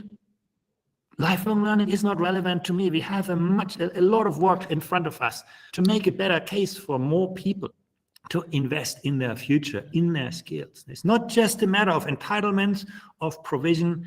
It's also about changing the attitudes of people now. And very sadly, what we see also very clearly is that those who are well educated continue to learn, while those without foundation skills actually are the ones who learn least. That is the dilemma that we have today, that lifelong learning often reinforces skills disparities rather than moderating them. We need to do a lot better to get those who benefited the least from initial education to have opportunities for upgrading their skills. It's a tough call because, of course, for employers, you would want to invest in those people who are best skilled, and also the people who did not succeed in school may not be so interested in continuing education. But we need to change that dynamic, and that really requires a whole of government approach. If you think about the life course of learning, there are lots of government agency involved in this. The Ministry of Education, the Ministry of Labor, the Ministry of Economy. Finance, obviously, for providing resources for this. And, it's not just a whole of government approach, it's also a whole of society approach. We need to look at, employer-employee associations, sectoral skills councils, many non-governmental organizations that play a crucial role in making this kind of idea of lifelong learning a reality for all. It's also about, promoting coordination. Effective governance is really, really central. Often we have a very fragmented approach to learning. Some of the skill systems in our countries are not, well compatible. Sometimes what happens in the labor market is not, misaligned. We just talked, Dr. Song talked about skill mismatches. There are big misalignments between the provision of learning and the use of those skills. Engaging stakeholders in this, giving, employers a role in defining and articulating the learning curriculum, and at the same time, making sure that young people early on in their careers have experiences in the world of work. And that requires usually good data systems. Data systems that actually help people see where they are in their skills and what opportunities additional skill investment could open for them And then, of course, the financing topic. I'm going to come to that in a minute. Very, very, very crucial. How much, you invest in the quality of skills makes a big difference, but only up to a point. Actually, we see that, money alone is, often not sufficient. We need to think more carefully about who pays for skilling and upskilling and reskilling, and who benefits from this. What is the sharing of costs between individuals, employers, and taxpayers? And then also, how is funding actually allocated, across sectors, across life phases? Now, those decisions are very, very difficult to make, but we need to make them well. And think about, how much do we spend, in total, but also then per learner? How is it distributed?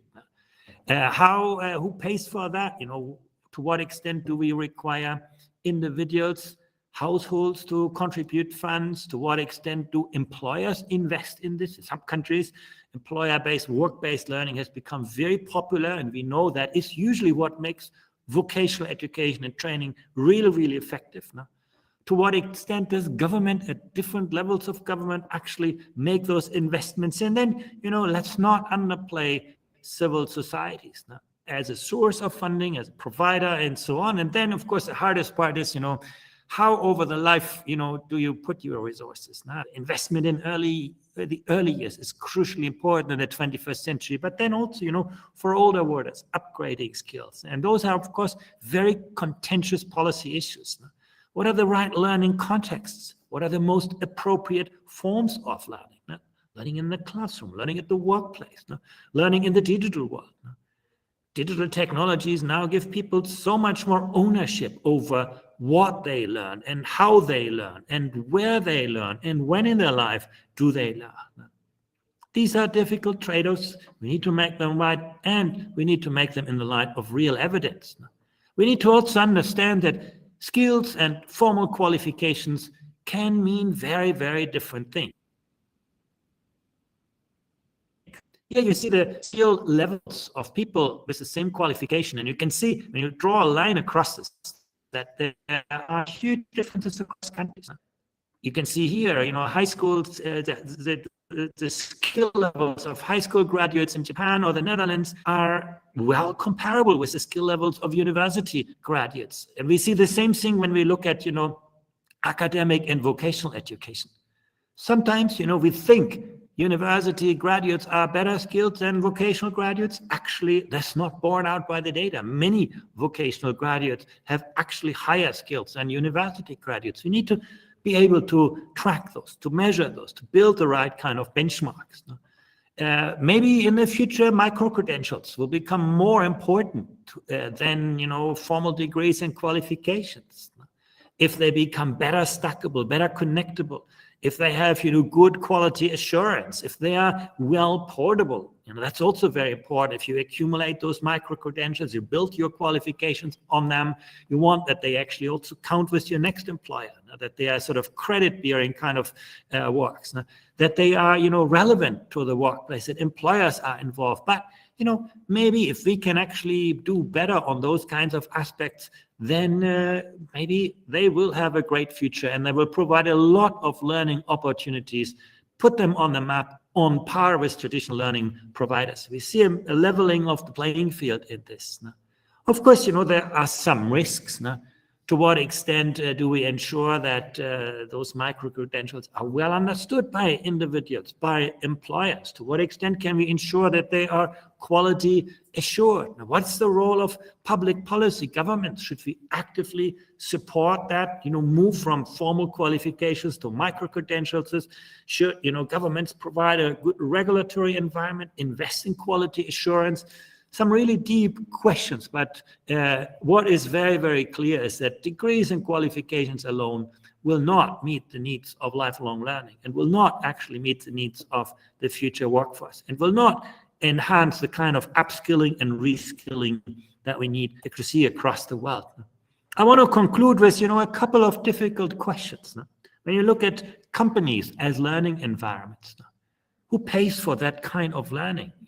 Of course, when you just upgrade your skills for your current job, well, that's the responsibility of the firm. But what if you want to learn for your next job? What if you are at the margins of employment? in a sector that, may lose its relevance in the digital economy. To what extent, should governments step in and take a role in providing the kind of credits that Dr. Kalsi mentioned at the beginning? Now, what are the incentives for people to invest? If you're a truck driver today, who is going to actually take care that, when your car is automated, that you're ready to become, maybe a master of logistics? Who sets the standards for that kind of learning? And again, how do we recognize those skills that are acquired in the farms? Maybe micro-credentialing, maybe other kinds of systems. But more important, what do we do with the people who are not in employment? You can say, well, if you lost your job, maybe the government should pick up the bill for continued learning. But there are lots of people who are not unemployed, but who are at risk of losing their job because of digitalization, because structural change. What do we do with people who want to change their job? Or, look at a country like India. What do we do with people in the gig economy who have no formal kind of employer? And I think this is where the agenda of lifelong learning becomes really, really, really tricky, and where we need really strong frameworks. And then, there are some big governance challenges. New forms of work means that often, it's harder to tax people. And then that means, maybe less money available for skills. Aging societies that we see in some countries, not in India, but in the Western world, how does you balance this expenditure for older people? The kind of decentralized nature of lifelong learning often makes it harder to quality assurance and to control it. We see a weakening between the education and jobs, as Dr. Song has reminded us. These are real tough governance challenges to which we need strong answers. So what are the policy options for cost sharing? Well, if you want to reduce the cost of training, you can think of subsidies to individuals, maybe tax incentives for individuals and employers. Those instruments have actually shown to be quite powerful. If you want to decrease the opportunity cost of training, you can give people paid training leave. You can provide some allowance for the unemployed, for job seekers. As an employer, you can, move people through different kind of jobs to give them new opportunities where they grow into this. If you have, for people who want to study liquidity constraints, loans have become a good instrument for individuals and employers.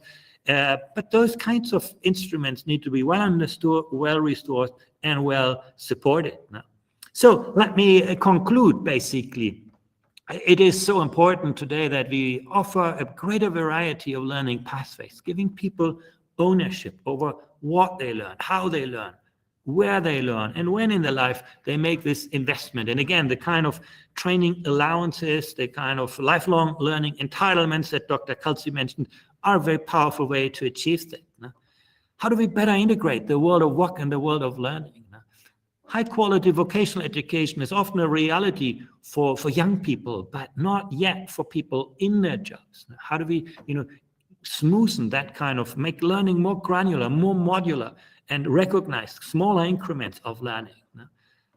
I mentioned at the beginning, it's not so clear how do we motivate those who need it most to actually get better, at lifelong learning, make the right investments, responding to priority skill needs. Now, employers are very good to tell you what skills they need today, but what do we need for tomorrow? How do we get people ready for their future and not just our past? And then, once again, moving from the kind of front-loaded learning to a truly lifelong and life-wide culture. These are tough challenges, but at the same time, there are some very, very impressive countries that show us that we can actually successfully address those challenges. Thank you very much. Sir, for all these thought-provoking questions, and I think really bringing out the things that we will need to solve for, the trade-offs that you highlighted are real trade-offs. We have some very challenging questions to solve for, and I'm sure with the kind of experiences we have and the commitment, we'll all get there, sooner rather than later. And so with that, let me transition to some questions for our panelists, and we've gotten some audiences to share questions as the session was progressing. I'll start with our first question, and this is for Dr. Kalsi. Dr. Kalsi, you've just heard all of the different speakers and panelists, and we've talked about the importance of lifelong learning. I think something, linked to what Mr. Andreas was also talking about, right? How do we demonstrate continuous learning and make it outcome-based? And what role do you think a regulator like NCVET can play in mainstreaming continuous learning? Your thoughts, Sir That's a Andreas? very important question. Now, that is the basic issue with which everyone was struggling in the beginning. But then we thought about this NCRF, National Credit Framework, which creditize all kinds of learning, whether academic learning, skilling or vocational education, or recognition of prior learning, or learning which you have from the market, or even on the job learning, or experiential learning. So there are three dimensions of learning, I would say. One is academic, other is skills, and third is experiential. Now, if you look at this NCRF document, this talks about all three levels of learning, all three dimensions of learning. What we have done to recognize any kind of learning, especially the prior learning and the continuous learning, we define the learning outcome for that particular module. How many number of hours you're going to spend on that? What are the learning outcomes you are looking for? And at what level? Now we have divided the learning levels into 8 levels, right, from 1 to 8.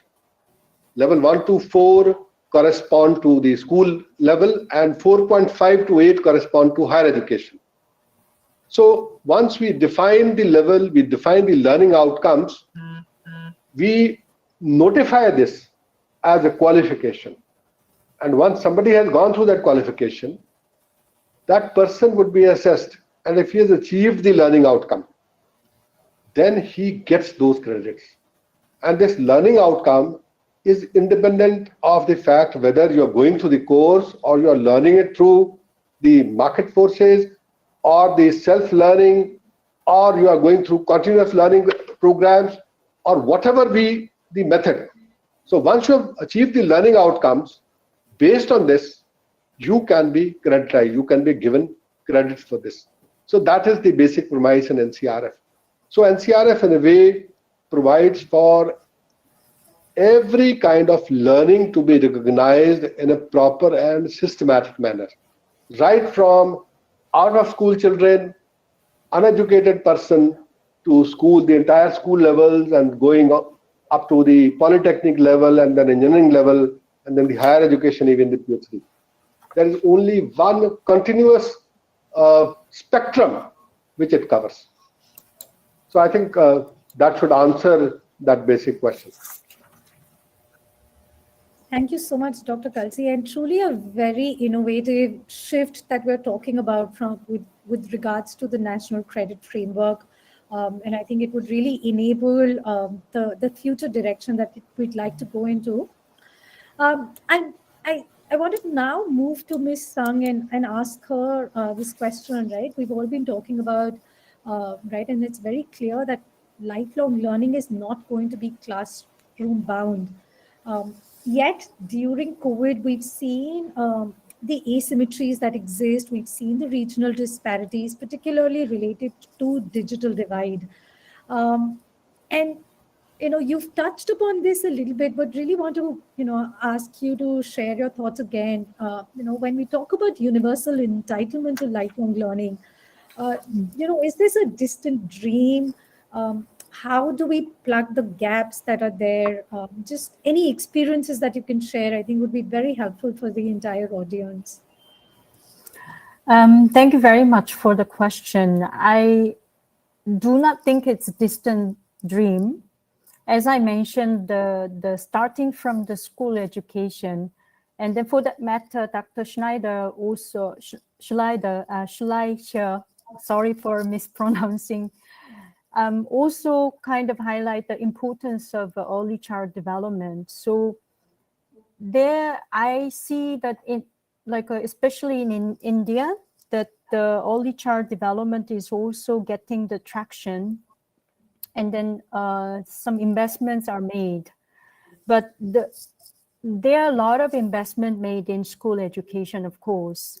And then also a lot of investment is being made in skilling initiatives. One thing that I kind of feel that we can actually push one step further, the goal of universal lifelong learning, is actually try to bring these initiatives together and then try to reduce the fragmentation.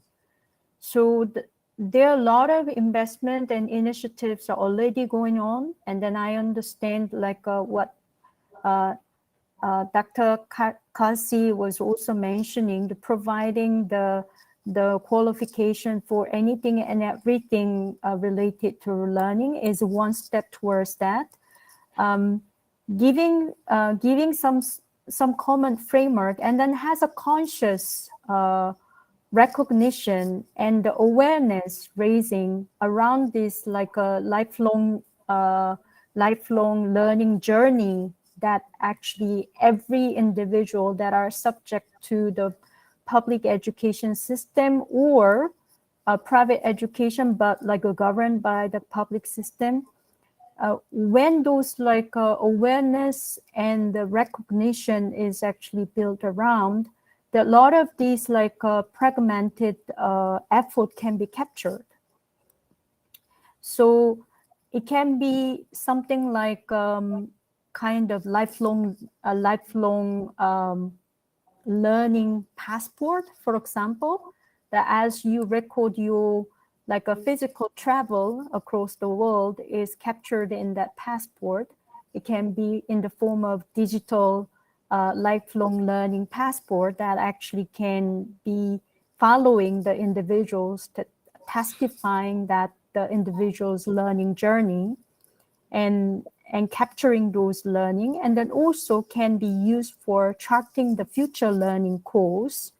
So, and then with the availability of the innovative technology, and as we kind of see what kind of digital capability India actually demonstrated during the COVID time, especially in response to the pandemic in the health sector, I feel that is not really distant future, but it's actually quite close to realization.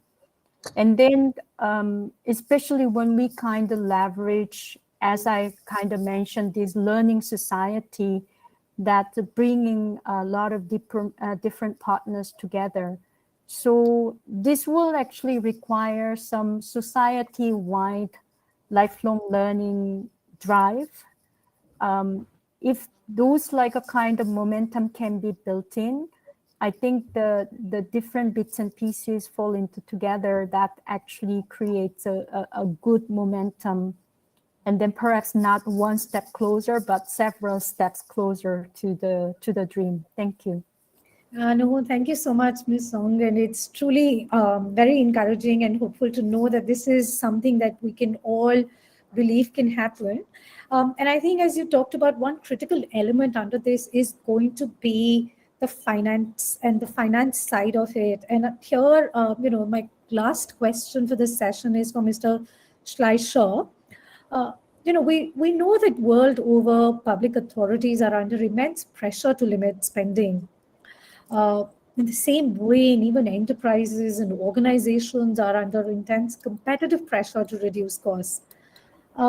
Given these constraints, how modest is this vision of lifelong learning and the funding aspect of this? I think this is a tough question. I think perhaps the hardest decision that every society needs to make is how do we strike a balance between our present needs and our future needs? And actually, if you look historically, countries that were ready to invest in their future, you think of, South Korea or Singapore, actually, they had huge returns on that early investments. They were poor countries, but they put, learning first and reaped huge benefits over successive generations. But it's true, there are major pressures on public budgets.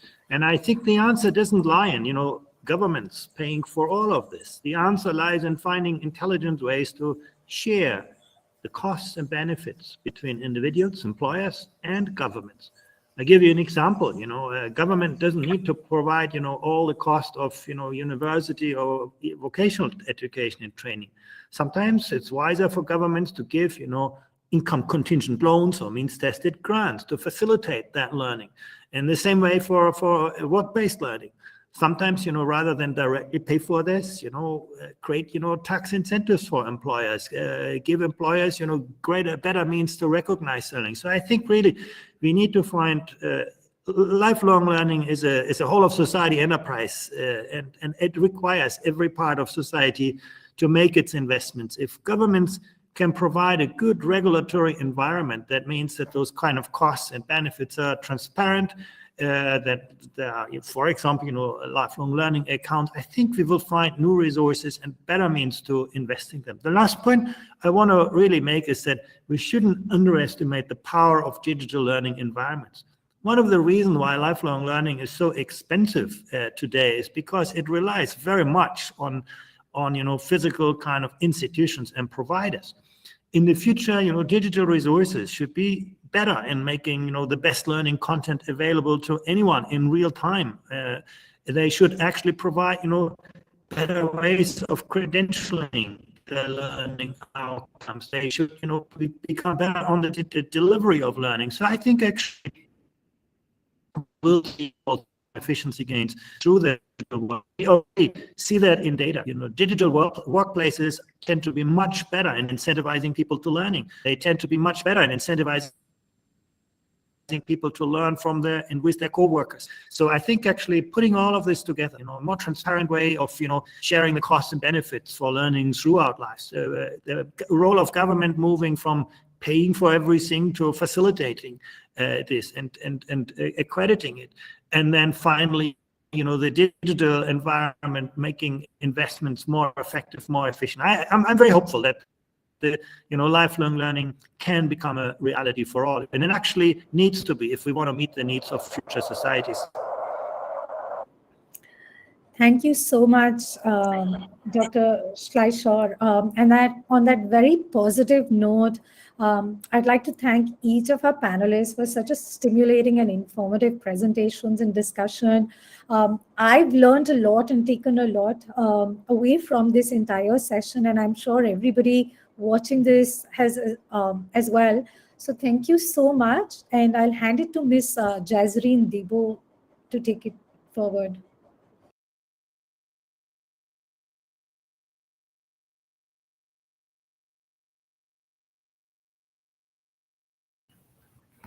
So thank you very much, Ms. Mittal. As we come to an end of this event, we hope that you have gained valuable knowledge and insights into reimagining the education system and delivery. We'd like to thank all the esteemed speakers, panelists, and participants for their valuable contribution and insightful discussions. We have with us now the Executive Vice President of the National Skill Development Corporation, Dr. Manish Mishra, who will deliver the closing remarks. Thank you very much. Thanks, Jazreen. So on behalf of Ministry of Skill Development and National Skill Development Corporation, let me take this opportunity to thank you all for this insightful and very, very enjoyable discussion. I'm sure our audience also enjoyed this conversation, and there has been a lot for us to take home from this discussion. It started with a very interesting note with Mr. K.K. Dwivedi, the Joint Secretary, Ministry of Skill Development, saying that the future is uncertain, and therefore we need to start thinking about what we can do in order to address some of the unforeseen challenges. I think this concern about future and the technology taking away human jobs and affecting human beings in a very unprecedented way is not new. It reminded me of one piece that I read about 1960s when Lyndon Johnson, the president of US, commissioned a study to assess the impact of technology on the joblessness. And the report concluded that technology, though, is helping make us a very productive society, but at the same time, there's a limit to which it can take away jobs, and it would actually create new jobs as we go in the future. The report also said that so automation has its limits because human ingenuity will in the end prevail, and it will find a way for itself. My understanding of the situation is this human ingenuity itself is under attack, and therefore it takes a very different kind of a strategy than what the committee might have suggested in its report back then in 1960s. Secretary Skills, Shri Atul Kumar Tiwari, made a very important point while saying the way in which we deliver skills along with education is front-loading all of it before a person enters the world of work. This may not work, and we need to make sure that the lifelong learning and lifelong skilling system is strengthened in order to take care of all the current and future needs of the learners so that their skills are socially and economically relevant. Secondly, school skills laid emphasis on flexibility and developing scientific temper, in addition to talking about the life skills and lifelong learning. He also mentioned about the curriculum framework that is being developed by Department of Schools, Government of India, in order to take care of all the foundational and lifelong learning requirements that the kids would need going into the future. And that is a very welcome thing. And moving on, Dr. Eduardo talked about adaptable taxonomies, which in my understanding also, and the way we look at the developments here, is also very, very important, because the skills that we are imparting in view of all the globalization and other effects that we are seeing has got to be comparable and also something that all parts of the countries, all parts of the world can relate to, and this taxonomy actually becomes a very, very important thing there. Dr. Kalsi spoke about 3-4 very important skills, and learning to be and learning to do and learning to learn is what one remembers vividly from his talk. And I think these are very core skills in view of all the technological skills, and some of the other skills that we are learning might fade away as there may be an obsolescence that one can witness. But some of these skills one can carry with oneself, and that will make sure that the learner stays relevant in the future. Ms. Sung also talked about ensuring that the lifelong learning skills and STEM should be looked at from the inclusion angle, and that is very, very important in the context of lifelong learning, because SDG 4, when it talks about ensuring lifelong learning to all and universal access to lifelong learning to all, one important lens that we should not lose to look at the lifelong learning to all is the gender lens, and therefore there should be specific inclusive strategies that need to be thought about. It's always a pleasure to interact and hear Andreas. His effective governance model actually was very, very insightful in as to where the financing is going to come from, and how the society, individuals, and nations put together can create a system through which the lifelong learning to a lot of people can be ensured. So lifelong learning is as a whole of society enterprise is my personal takeaway from this webinar. And thank you, Andreas, for saying that. I think this is extremely critical that we all join forces in order to handle the challenges of the future and put together all our energies to address them. On that note, I would say we have come to the end of the second webinar. and the first webinar that was on the trends that were shaping future of work. And with this, where we are talking about the foundational skills and lifelong learning in the context of future of work, we come to an end to this series of webinars that we had planned in the run-up to the side event that is coming up in Bhubaneswar on 24th. I think the dates are now also shifting. Probably it's since 26th now. And all these discussions, deliberations will now lead to the policymakers discussion that is going to happen in Bhubaneswar. What we'll do is we'll share the video recording of this on the YouTube, and also document all the discussions that have happened. And we are in process of creating a discussion paper that can also be circulated to all those who participated as speakers and the audience. On that note, thank you very much once again. Thank you for your time and your insightful addresses. They will surely pave way for creating the much desired scholarship on the subject, and that will inform the upcoming events in the G20 Education Working Group Track 3.